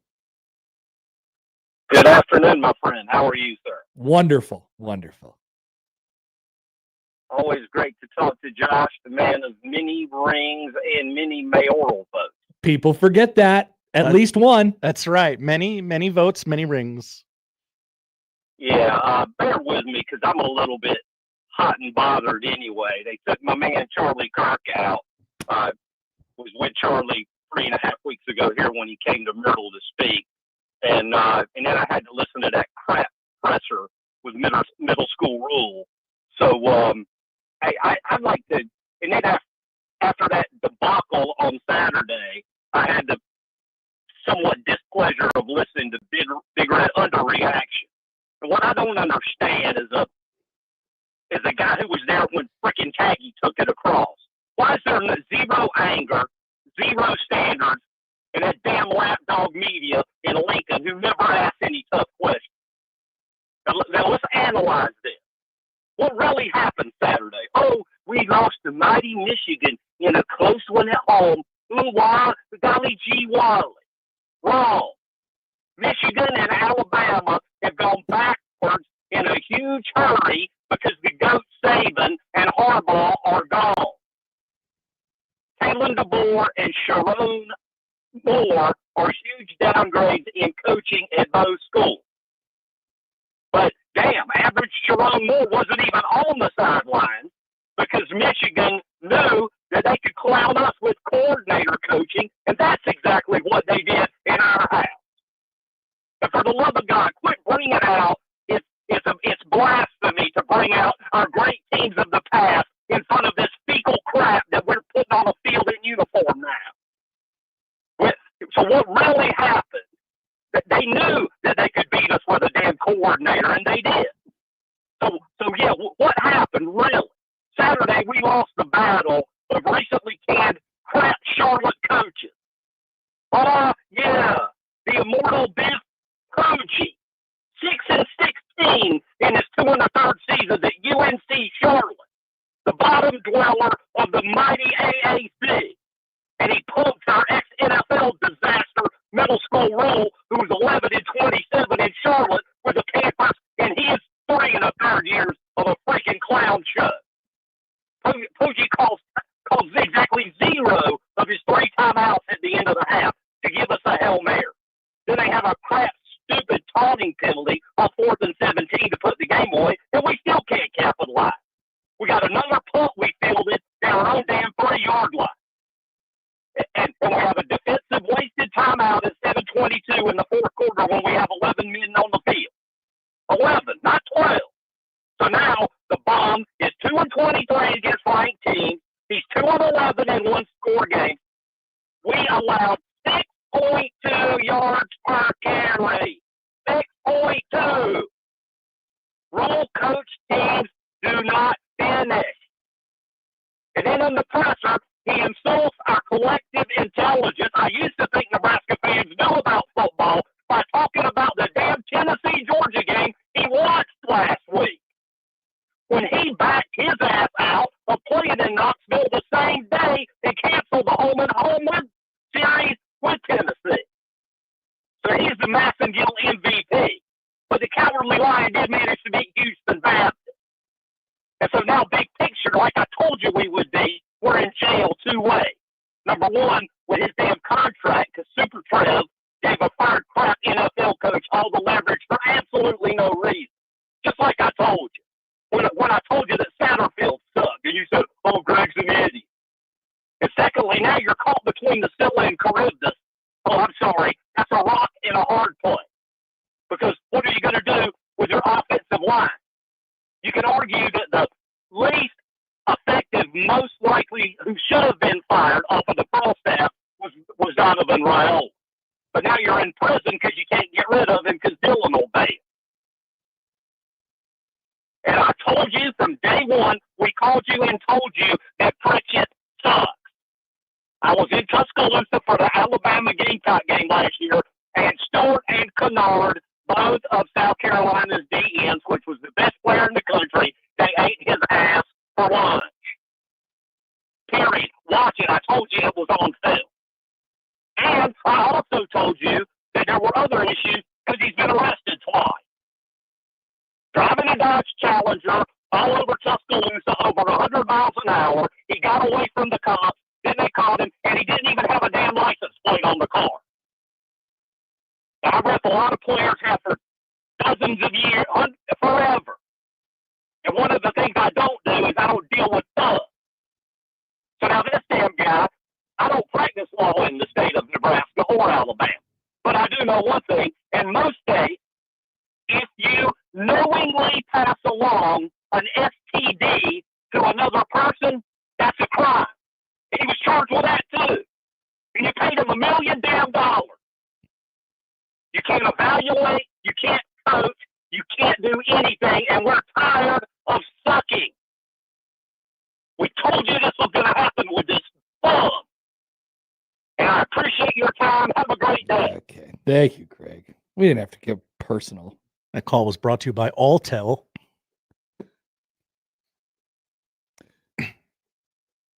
Anything you want to dissect there? No. The beginning? The end? Not the end. The middle? That's for sure. Definitely not the beginning. The middle, there was maybe some stuff in there. But, yeah. Well, you know, I think Nebraska will be okay. What's okay, Connor? 6-6. You know, I think maybe. Whoa. No, they'll go better than 6-6. Okay. So angry. I just don't want to be that. I just don't want to. Don't want people to be so angry. The game was like 48 hours ago. I know. Have a Sanka. Calm down. Yeah. I don't think I've ever been that mad about a game ever, or mad about like anything. Maybe I'm pretty mad about some stuff, but I don't know. Not like that. Not 48 hours later. Also, I enjoyed all the comments on the YouTube about where Greg might have been when he was calling, like sitting on top of his phone or in the ocean, or I believe it was Mustache Adam who said, Greg could be telling us who assassinated Kennedy right now, and all he can focus on is the connection here. Justin said, I love that Happer just lets Greg get it out. He speaks the truth. You know, that's what I do for our callers. I let him go. Mm-hmm. Let him go. That's what they want. They don't want to have a conversation with us, and that's fine. I think so. I think most of the time. Brandon Mike wants to have a conversation. He does. Yes. Good point. Yeah. So yeah, you just vibe that one out. Okay. Let's have another caller after this. We'll call this one. Oh, okay. Sam McKewon from the Omaha World Herald. He'll join the show coming up next on 1620 The Zone. Live from the Host Coffee Studio, this is 1620 The Zone. Say goodbye to summer and hello to cash loans. Let's face it, your personal banker probably won't loan you thousands of dollars today, but Saul's Jewelry and Loan will. Simply bring in your boat, camper, RV, jet ski, ATV, motorcycle, even your beautiful convertible, along with a clear title, and Saul's will loan you up to $50,000. No credit check, no hassle, and more importantly, no worries. Saul's indoor storage facility is so clean and secure, you can store your precious Harley-Davidson for the winter and pick it up next spring. So if you need a quick cash loan, Saul's is here to help. Saul's Jewelry and Loan with 5 metro locations. Husker Review Monday is powered by McKinnis Roofing and Sheet Metal. Looking for trusted experts to protect and enhance your home or business? We are McKinnis, Nebraska and Iowa's go-to choice since 1981. For commercial or residential projects, trust McKinnis Roofing and Sheet Metal. Visit McKinnisInc.com today. Blue Jay fans, the schedule for the season is set. Build your own 5-game mini plan and come cheer your Jays on at the CHI Center this winter. The 5-game mini plan lets you choose the matchups you want. Pick one premium game against Kansas State or St. John's, lock in 2 Big East battles, and add 2 non-conference games at CHI Health Center.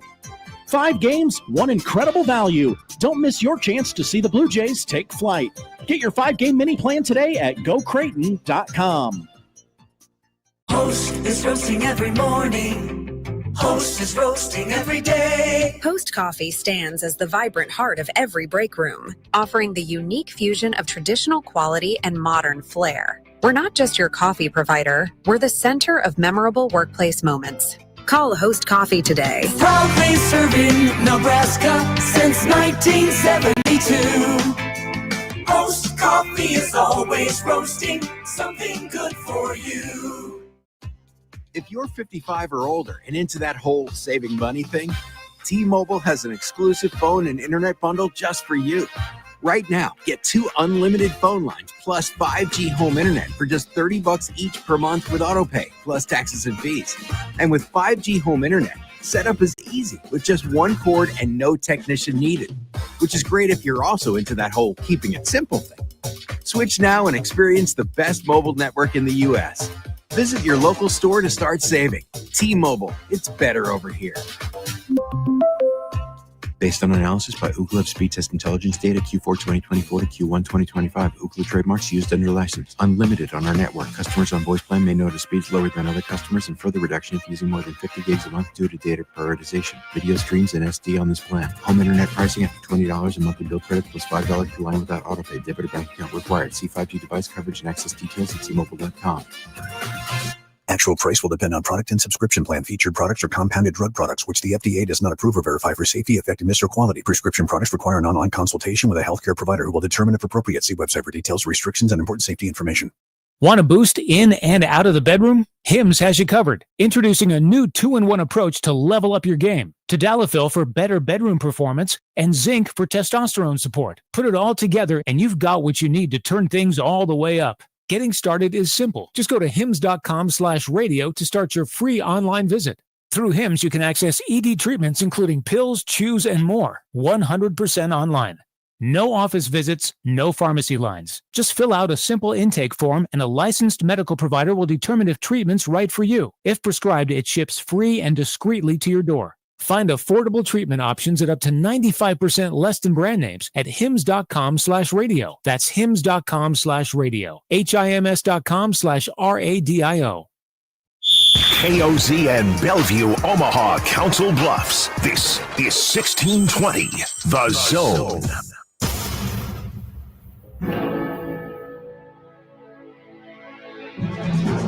Sam McKewon is the newsman. Sam McKewon, Omaha World Herald, on the Connor Happer Show on 1620 The Zone. All right, we're joined now on the Prairie Flower Casino Zone Hotline by our good friend Sam McKewon from the Omaha World Herald. Sam, good afternoon. How we doing? I'm pretty good, man. Just had a good 40 minutes to Matt Rule down at the stadium. Yeah, so we're in good shape. Hey, don't you think they're sort of in an interesting position with like that was the takeaway for me. Like they have to figure out based on what they know about this team and what they think about this team and how they're going to. They have to kind of figure out which path they're going to take going forward and what kind of team they want to be. It didn't seem like he exactly knew all the answers to that quite yet. That's a really good way of putting it, man. I think you framed it up really well. They're going to have to decide, yeah, for sure. On the offensive side of the ball, I think they have to make decisions about who's playing and whether they're getting the ball, and I think that's one thing to note. And then on the defensive side of the ball, I think it's, are you going to try to play schematically like you did in the first 4 games, or are you making sort of an understanding that, you know, something's got to be different, and you need to just play it a little bit more straight up and let your, you know why they're not doing that? Because they are afraid they're going to get 6 yards, 6 yards, 6 yards, 6 yards at a time. Mm-hmm. Yep.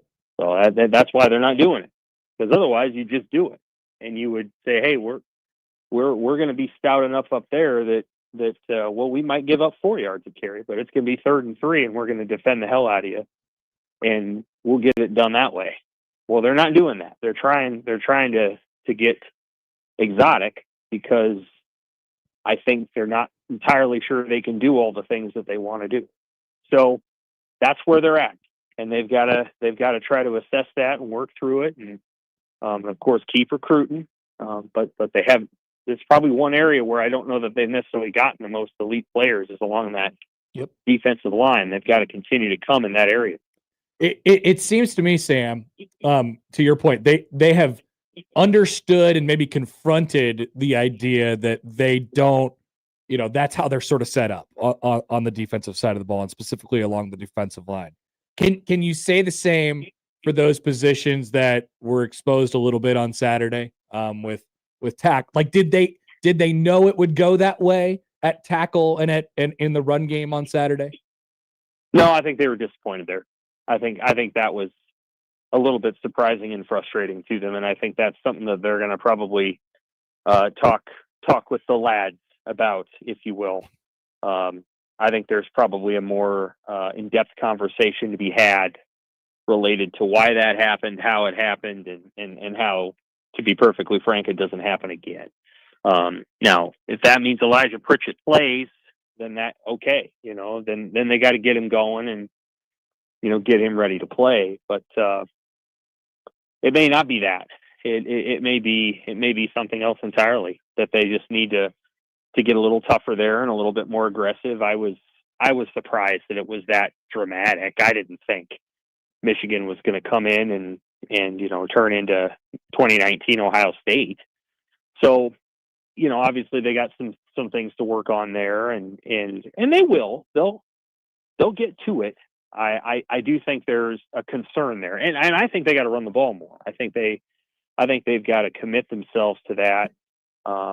They're kind of an RPO. He talked about it quite a bit today. They're an RPO heavy offense, and of course I understand that. I understand the desire to put defenses, quote unquote, in conflict.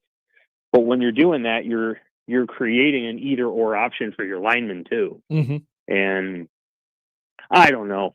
I mean, we could go round and round about some of the stuff on offense. They just might not be that good enough though, Sam, to just do it straight up, Right. I think he gave his answer today though. And what he said was, well, when we protect Dylan Raiola, he's throwing the ball and guys are wide open. I think you heard his answer. Now, fans don't necessarily have to like it, but I think that's where it's at. They're going to ride the quarterback and this great fleet of receivers they have, and they are good. And that's what they're going to do. He even said today, he goes, well, 100 to 150 yards rushing. Well, that's 150. Okay. 100? No, I don't think that's going to win for you. You got to run the ball more than that. Well, if you think it does, then you better be throwing for 350, right? 300. You got to throw for 300. Yeah. And so like you're hearing it. I think he's saying it out loud. He's pointing the way of like, this is the way we're going to get this thing done. And I'm not sitting here saying they can't do that. They can do that. And there are teams that win that way. Bill Callahan had a few teams like that. But I'll tell you what, you can go back to 06 and 05 and 06 and 07, and the running backs' names were, Marlon Lucky and Brandon Jackson and Cody Glenn and Quentin Castile. And that's better fleet than they got right now. And I'm not trying to knock Emmett, but they don't have the depth. And I think they fell short there. Yeah. And so he was real blunt today about, well, we need to, I'm challenging my coaches to figure that out. So he kind of put it back on the coaches a little bit of, how are we going to get these guys going and who are we going to be putting out there and who are we going to get to play more? Because obviously Emmett Johnson cannot play, 82% of the carries in power conference games. That's just not realistic. So, and I asked him if in hindsight they should have added somebody. It was a great follow-up. And he went there with the money. Yes, he did. And interesting. I appreciate that. Well, yeah. I mean, we all kind of know what he's talking about. He can't say it out loud, but Miami went and got a guy from Creighton Prep, and he's doing well down there. He's not their he's their number 1A, 1B back, something like that. And he could have been at Nebraska. And I don't know. Sam, I'll say this: like, you got to make decisions. I sort of look at that as a little bit of a cop out. Like at the end of the bottom line is, if you didn't feel like you had enough to get him, you didn't have enough to get him. But the position has not necessarily been managed particularly well. There was a lot of almost upheaval in the offseason. I don't know, man. Like if that's the boogeyman, I'm not sure that tells the entire story about what happened there. Yeah, I don't think it does. I think they were real excited about where Quentin Ives was coming out of spring. And I think the idea was, hey, you know what, guys, we're good. We're going to be good enough there. It's like it'd be like a quarterback going down the line of scrimmage and saying, alert, we got Quentin Ives. He's good enough, that kind of thing. And I think if he doesn't get hurt, maybe it's a different story. I don't know. But the reality is they are where they are now. And there's, now again, all these things need to be put into context. They're playing a Michigan State defense in 2 weeks that I'm not sure could stop a high school passing offense from throwing for 200. So some of the issues that Nebraska had against Michigan, I do not believe, even with a bye week, Michigan State will be able to replicate those issues. I just don't think they have the players. So, we could be sitting here in 2 weeks saying, well, Nebraska beat Michigan State 38-21, and well, the issues are still there, but you're never going to turn down a 17-point win. And so like we got to put it into context. Nebraska did not get Wisconsin's schedule this year. They got Nebraska's schedule, and they can still win a lot of games. Yeah, no doubt about it. I thought his comments too, Sam, were interesting on the onside kick at the end of the game. Yeah, he seemed to think that Nebraska could have done a little bit more there. Yeah, I think it was, Carter Nelson needs to just kind of snatch that thing. I don't know. I'm not going to get too hard on anybody doing that for the first time. Yeah. The one thing you don't know, the true variable as it relates to onside kicks, is you don't know what that ball is going to do. So, and it did exactly what you want it to do. You just got to have the guy there to. Who was the guy the Seahawks plucked it out of the hands of Richard Rodgers? I can't remember. Oh yeah. You need that. You need that moment to occur, and they didn't get it. How do I put this? I don't want to dwell too much on that. I know it's after the. Nor do I want to dwell on the Hail Mary. I mean, the game was as close as it was because of that goofy play, which Michigan allowed to happen. And anybody who thinks that Michigan coached a pristine game, they did not. They made lots of mistakes, and their players did some boneheaded stuff, and so certainly that isn't a Michigan team that's like indestructible. The reality is Michigan popped big runs against Nebraska's defense. Nebraska could not, consistently run the football. They couldn't slow, and they could not stop Michigan's pass rush. And those are the biggest takeaways from the game. And everything else is true. Rule said it. He said, we put big people in the game, and we dared them to throw it, and they found a way to run the ball anyway. Mm-hmm. You know why? Because that's who they are. That's who they are. And they will do it no matter what you do. To their own detriment sometimes. To their own detriment, but Michigan will do it. Yeah. And there is part of me that wishes Nebraska was like that. And so we have a 5-star quarterback, but by God, we're gonna run the ball. And we're gonna go buy a back. And we're gonna go get a second back. And we're gonna run the ball. And we're gonna build this team on the back of the linemen and the backs. But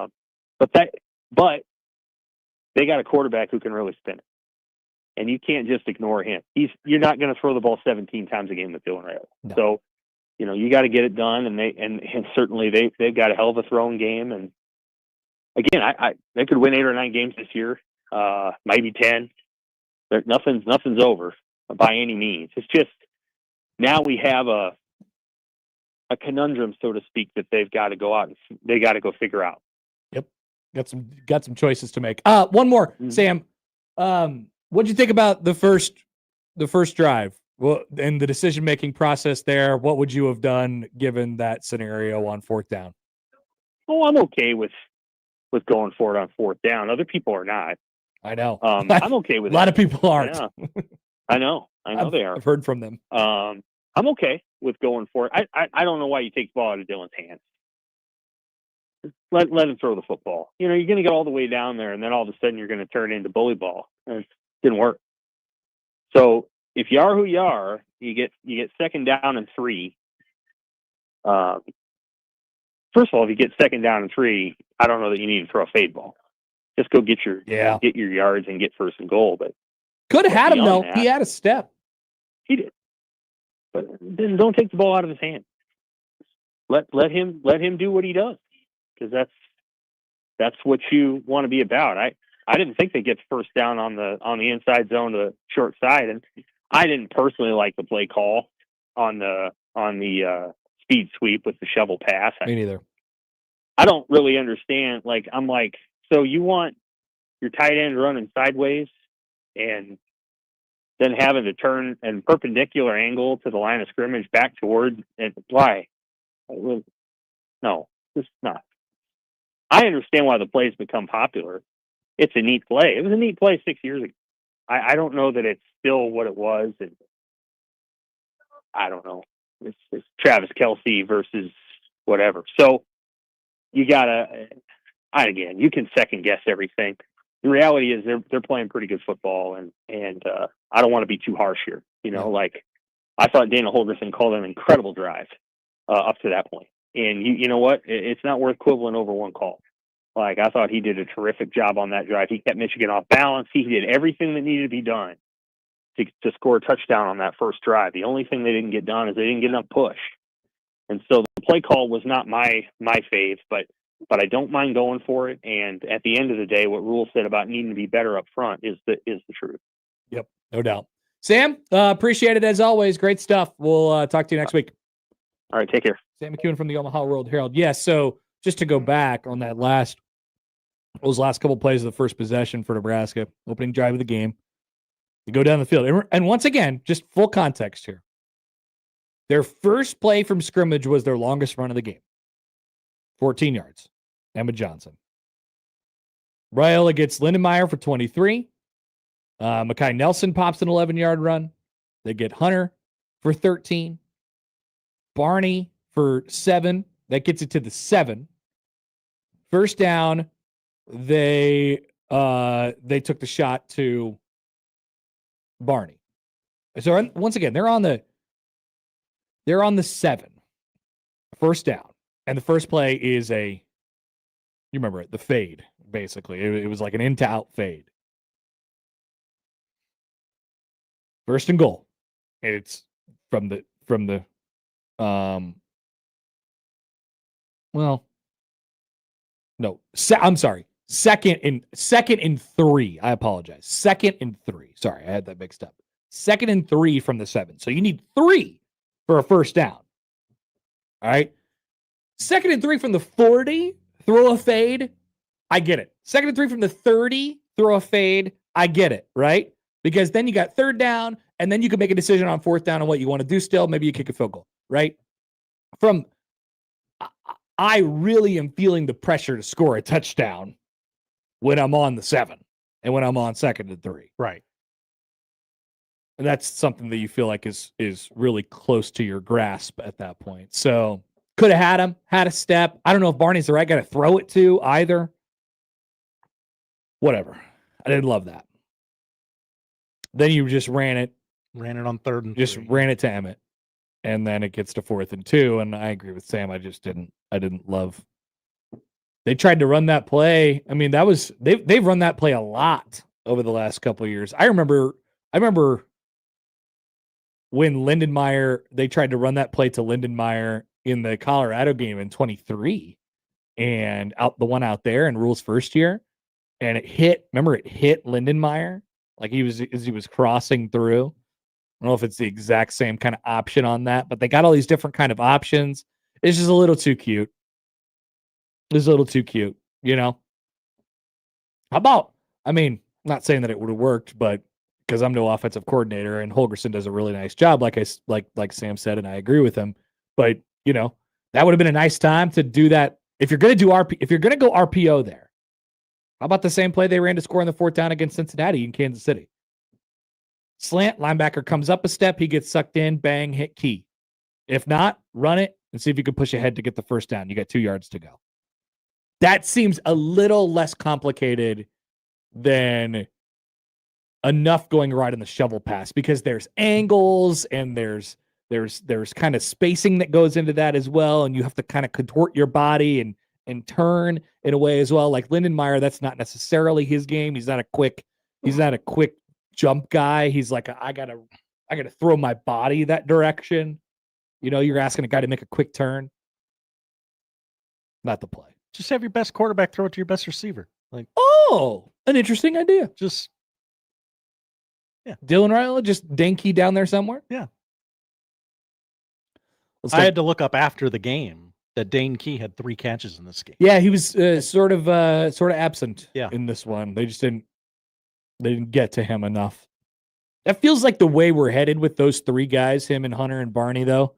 Like there's always going to be 2 of them that have good games on any given day.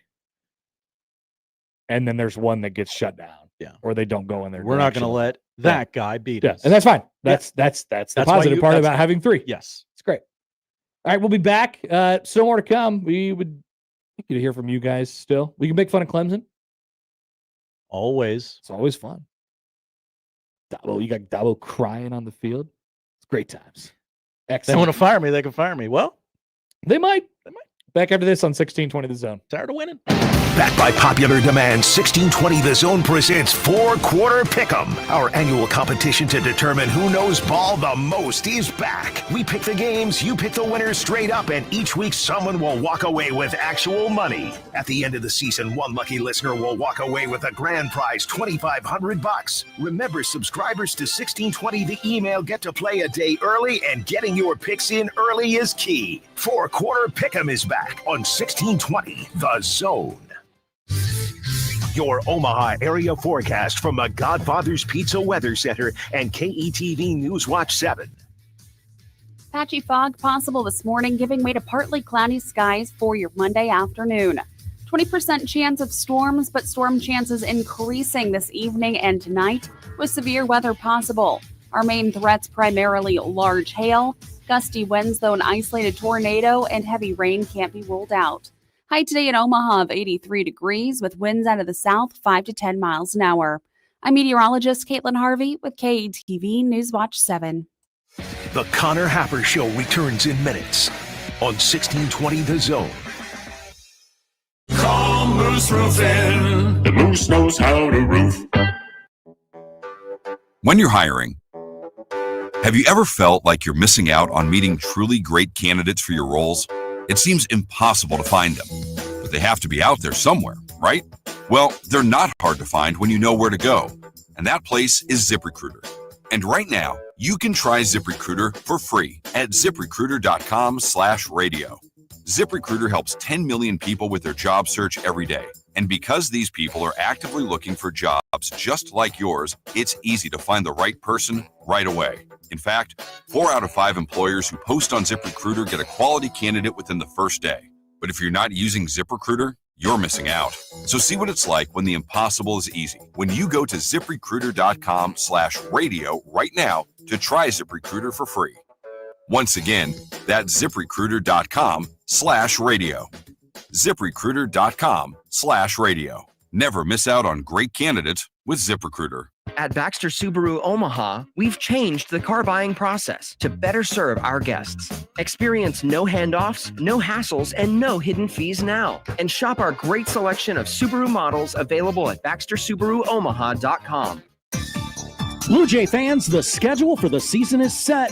Build your own 5-game mini plan and come cheer your Jays on at the CHI Center this winter. The 5-game mini plan lets you choose the matchups you want. Pick one premium game against Kansas State or St. John's, lock in 2 Big East battles, and add 2 non-conference games at CHI Health Center.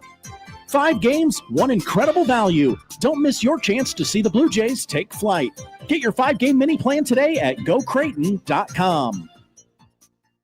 The Nebraska Lottery announces a great new lotto game for our state, Nebraska Pick 4. What's so great about it? Well, it costs just $1 to play. There's a $6,000 top prize, there are drawings every day, and you could choose from 6 different bet types. If you like Nebraska Pick 3, you're going to love Nebraska Pick 4. So stop into your favorite Nebraska Lottery retailer and play today. It's the game you've been waiting for. Straight bet top prize odds 1 in 10,000.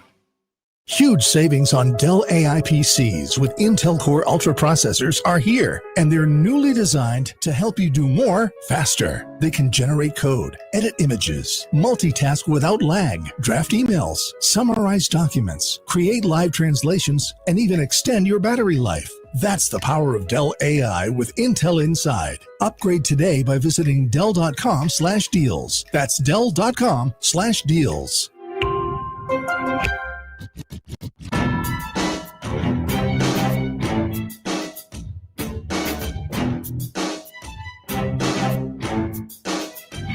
Oh, I have some reminders for you all. I've been slow on reminding you of things today. Okay. The zone what are you deal, holding out on us for? Okay, here it is. The zone deal this week is to Scary Acres. Scary Acres combo passes. 2-for-1 combo passes. You can get in all the attractions. The Master's Castle, the House on the Hill, and the Haunted Woods, plus a few new scares along the way. John and Josh will have your chances to win them for free this week. Or you could catch our zone deal Friday at 9 at 1620thezone.com. Also, Vallis Pumpkin Patch. It's the most wonderful time of the year. We'll have some opportunities on this show this week to get you some tickets to Vallis.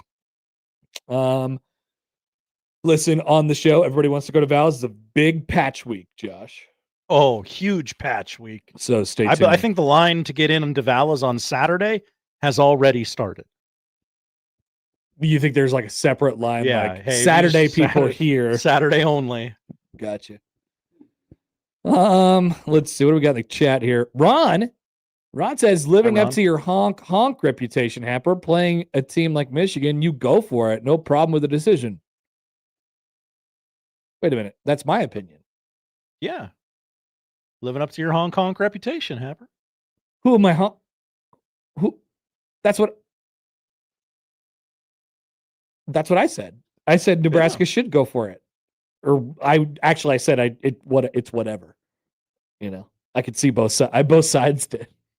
Both sides. You did both sides the first round. But I was fine with it. Well, it seemed like Ron was making fun of me for saying that they shouldn't go for it, but that's not what I said. I just didn't like their play call. That's all. Also, people are frustrated about this Pritchett situation. He made $11 million, Connor, to come to Nebraska. I don't think it was that much, Josh. Bad ROI. Don't you know about investments? I do. People tell me about them all the time. What really grinds your gears most about the Pritchett situation?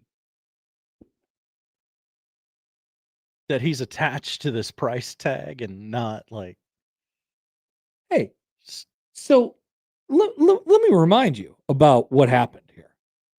Nebraska, not all the Greg and Myrtle Beach stuff. We're not going to remind you about that. Not that. So Nebraska was publicly looking for offensive tackles all offseason long in the transfer portal, entering their name in the hat for every single person that they could possibly come across. They got close on one or two guys. I think the guy that they really thought they were close on ended up at Oregon, I want to say. He had a fun name. I think he was a guy, I think he transferred from Nevada. You remember this? Think way back to like May on this one. I know it feels like it was ages ago. Once again, last night, I thought yesterday morning was 3 days ago. Isaiah World. I think they were in on that guy, and I think they were in on another guy. Remember a couple years ago, they were in on the guy that was committed to them, and then went to Oklahoma, and now he plays for the Vikings. So like they were publicly shopping for tackles all off season long. They knew that they were going to bring in a tackle. And when you do that, there's a price tag attached to those guys. They fell short in the recruiting part of it because they couldn't get them. Maybe they were outbid, whatever. But they struck out on a couple tackles this offseason. Then Elijah Pritchett popped up. When you're desperate, you overpay. And they still said, we have this money for whatever reason. I don't know why. I don't know what any of those tackles' priorities are. They won the battle with Pritchett, and Pritchett is the one you got. That was probably just about their last option before jumping, maybe you would have jumped over to the FCS level or something like that. So but whoever they put in that spot was going to get a bunch of money. It's a real musical chairs situation. This offseason. Whoever they put in that spot was going to get a bunch of money this offseason. And there is reason to believe that this guy has talent. And so everyone, when I hear people talk about this, they're like, whose idea was this to give Pritchett this much money? And I'm saying it was literally everyone's idea. They needed a tackle. It is the price of admission on the tackle. And they got him. And it's been unfortunate how it's happened so far. But clearly they think something of him from a talent perspective. Otherwise, they wouldn't have pulled they wouldn't have pushed the red button on Saturday when Gatula was getting his tail kicked and they put him in for a drive. Why do you think that happens? Because clearly it was like Mazuka last year. When did they put Mazuka in? Mazuka was kind of in the doghouse, right? Mazuka comes in when they need him. When they need him, right? It's like we have to kind of we have to win this football game. We kind of have to forget about all these principles in this moment. Like we need to put this guy into the game. And then he false starts. Once again, I said this a couple weeks ago. We were talking about the Pritchett thing. If I'm Matt Rule, I probably just wouldn't have mentioned that he false started all the time in practice. Now it's a self-fulfilling prophecy. Yeah. So I didn't necessarily love the way he handled it, but he's really transparent, whatever. And now there's a whole dilemma on our hands. Not to steal a line from Fred Hoiberg. That's a dilemma. There's a whole dilemma. I like how this is an offshoot of that game. It's clearly not why Nebraska lost, but obviously there's the tackles. And they're struggling. And who's to say that Elijah Pritchett wouldn't have got his tail whipped? by those guys? We don't know because we only saw him for a drive. Exactly. So I don't know, man. Like you have a guy who this is how I choose to look at it. You choose to look at it however you'd like. But it's disappointing from the perspective from me that you have a guy on your roster who you clearly think is pretty talented, but you can't find a way to get him in the right position to be trusted on the field. That part is disappointing to me. I do not think about the money. I did not think about what they had to pay to acquire a tackle in the offseason. I don't. But that's just, I don't know. People can get mad about whatever they want to get mad about. Lots of people in the NFL suck. They're getting paid. Look at the Dolphins. All of them. So, I don't know. Yeah, you could say that it's a miscalculation, but at the same time, they were gonna need somebody to bring in that position. Now, here's an argument that I could potentially go along with. If you wanted to add this into the equation. What if they detach a little bit of money from that offensive tackle spot that they were looking for and redistribute it to the running back position this offseason? They've always approached it like an NFL model. You know the NFL model, what they always say in the NFL, hey, these guys are a dime a dozen. This is how the league values their players positionally. And so we're going to do the same thing. I disagree at the college level. I think the running back at the college level, people with the football in their hands at the college level, no matter what position you play, are the most important guys on the field. I think in college, you can scheme around players who, deficiencies, whether it be on the offensive line or the defensive line. I mean, I hate to bring up Maurice Washington all the time, but do you remember Maurice Washington? Nebraska's offensive line wasn't very good then. He just ran around people, right? Like you could do that at the college level because chances are there's only 2 or 3 guys on the other side at max as talented as the guy on the other side. So talent wins out in college. I would have loved if they would have redistributed some of that money to that position. They didn't.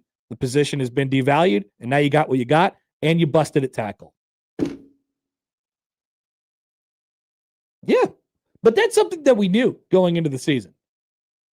That's something that we knew. This is not a new thing now. To the phones quickly before we get out of here. Here is Bad Takes Doug on the Prairie Flower Casino Zone hotline. Hi, Doug. Hey, guys. Hey, can I talk about the audio stream of the game? Is that legal to do? Sure. But it's definitely legal. Horrible. It's horrible. Wait, okay. How are you listening? I have to go to the website. Okay. Nebraska Audio, and then there's the game. I click on the listen button, and it cuts out like at the worst time. I mean, do I have to find an app or something? Like, what do I do? I've very rarely had problems with the app. Okay, so there's an app. There is an app. There is an app. Because through the browser side, it's horrible. Like important plays dropped, everything. I listen to games a lot anyway because I'm doing stuff. It's easier for me. But anyway, okay, so find the app is what you're saying. Yeah, I think it's just the Huskers app. Yeah. Huskers app. Okay, well, that was it. I was just complaining about the stream. So I wish it was on radio. I liked the radio. It is on the radio, but we're not going to tell you where. You can Google it. Oh, my God. Okay, all right. Hey, thanks, guys. Okay, Boomer. We're here to help. That episode of Parks and Rec when the talk show hosts pass out from being too drunk and Ron Swanson just hosts the show. That's what I wanted. That's what I felt like that I was in that moment. The Huskers are on the radio and do have an app. Yes. Good calls today. Great calls today. We love the calls, don't we, Josh? We do. Imagine hating the phone calls. I know. Couldn't be me. I can't wait to host Big Red Overreaction next week with my dear friend Matt. It's going to be a nice, like you'll get out of there late, but not overly late. Like you'll. So 3 o'clock, 6 o'clock, 6:30. Probably 6:37. Definitely be out by 9. Yeah. Okay. What games will I be missing while I'm doing Big Red Overreaction next week? That's important. But you'll have. Fear not, I have a big TV. And if Joey's the producer, he'll quad box it for you. He will. He will. I'm sure he will be the producer as well. While we have a second, Josh, would you anything else you'd like to say before we get to the polls and get out of here? Whether it be about the game. Okay, Pat McAfee is the next Lee Corso. I loved when he jumped off the high dive. I don't really like Pat McAfee in any other case except for that game, that show. So great. Congratulations to Luke Fickell. Yeah, they chanted "Fire Fickell" at halftime on Saturday. Also, I love what happens with Wisconsin every single year right around this time when people watch a Wisconsin game and they're like, why isn't their entire student section there? It happens every year. Their security procedure to enter the stadium paired along with everyone entering at the same time because, the Wisconsin fans, they like to be outside and drunk the entire time. They like to be at the bars until 10 minutes before the game starts. It's literally empty. So it looks awful on TV. This is wild to me. Every time you explain it's an every year thing. Every single year people see this. They're like, well, I guess people are giving up on Fickell. Well, maybe, but that's not a good example of why, of how. Also, Clemson. Congratulations to them. Hey, if they're tired of winning, they can fire me. Well, I think they might be tired of you. Yeah.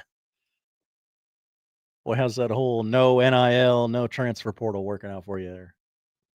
Dabo. Jesus would have done it for free.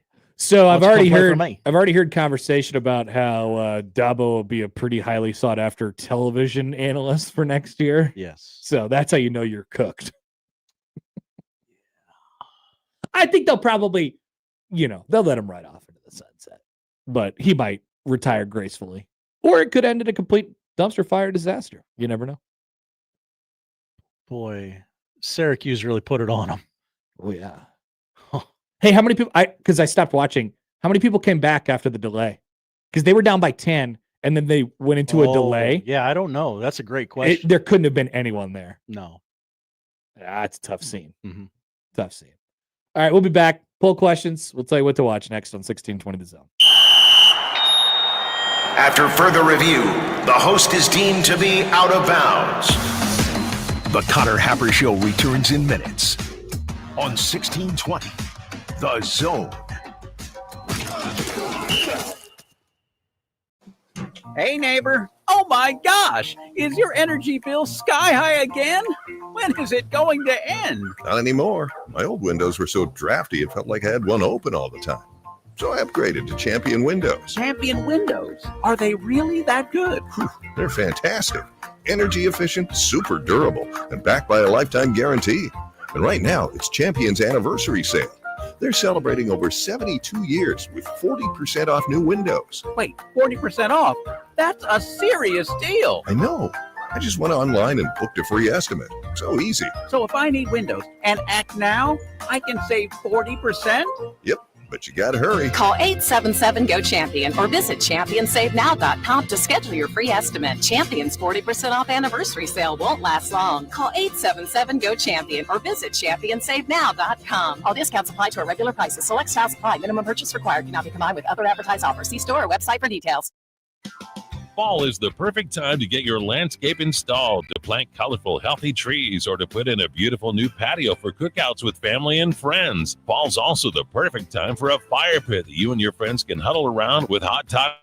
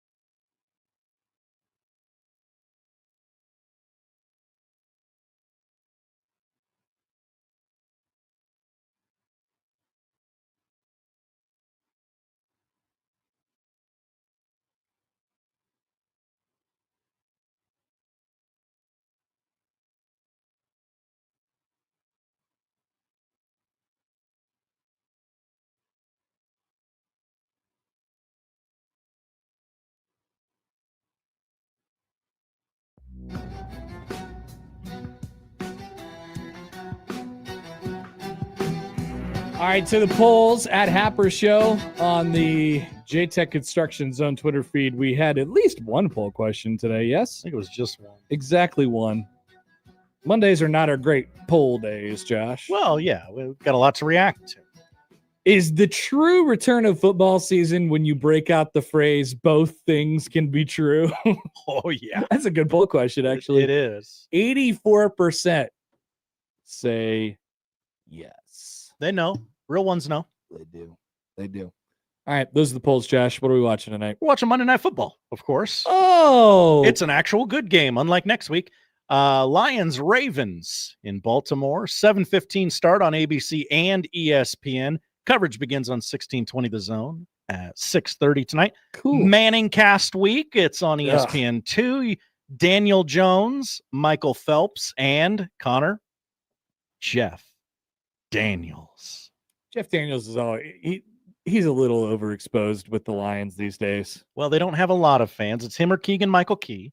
Yeah, I know. Or Eminem, if you can get him. He did the open to the NFC Championship game He last did. year. Or no, I guess it wasn't the NFC Championship game now, was it? It was not. Yeah, I guess not. Oops. Sorry, my mistake. Yikes. Just a 3-game slate in Major League Baseball. Nationals Braves on TV tonight for some reason. MLB Network, 6:15 start. Season 28 premiere of The Voice on NBC at 7 o'clock.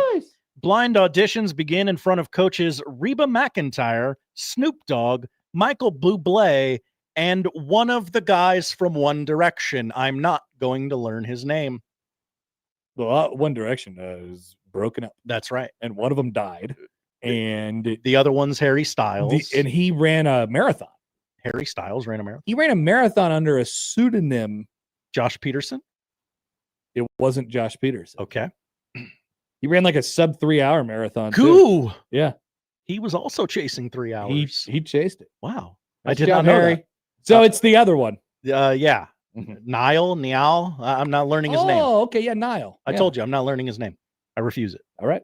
Movies on TV tonight. Die Hard is on AMC at 7 o'clock. At that same time on Paramount, Roadhouse and Connor at 8 o'clock on IFC tonight. Rocky 4. Okay. You know, there's only so many places you could go when you say, Connor, listen up. Here's a movie. Yeah. I don't know if it's a Connor Happer classic, but I know you've seen it and liked it. Enough times, too. Yeah. So it's bordering on a Connor Happer classic. Yeah. It's a good one. Thank you, Josh. Thank you, Connor. That is what we're watching tonight, and that's the show. If you missed anything, 1620thezone.com is where you can find it. Time for the crossover coming up next.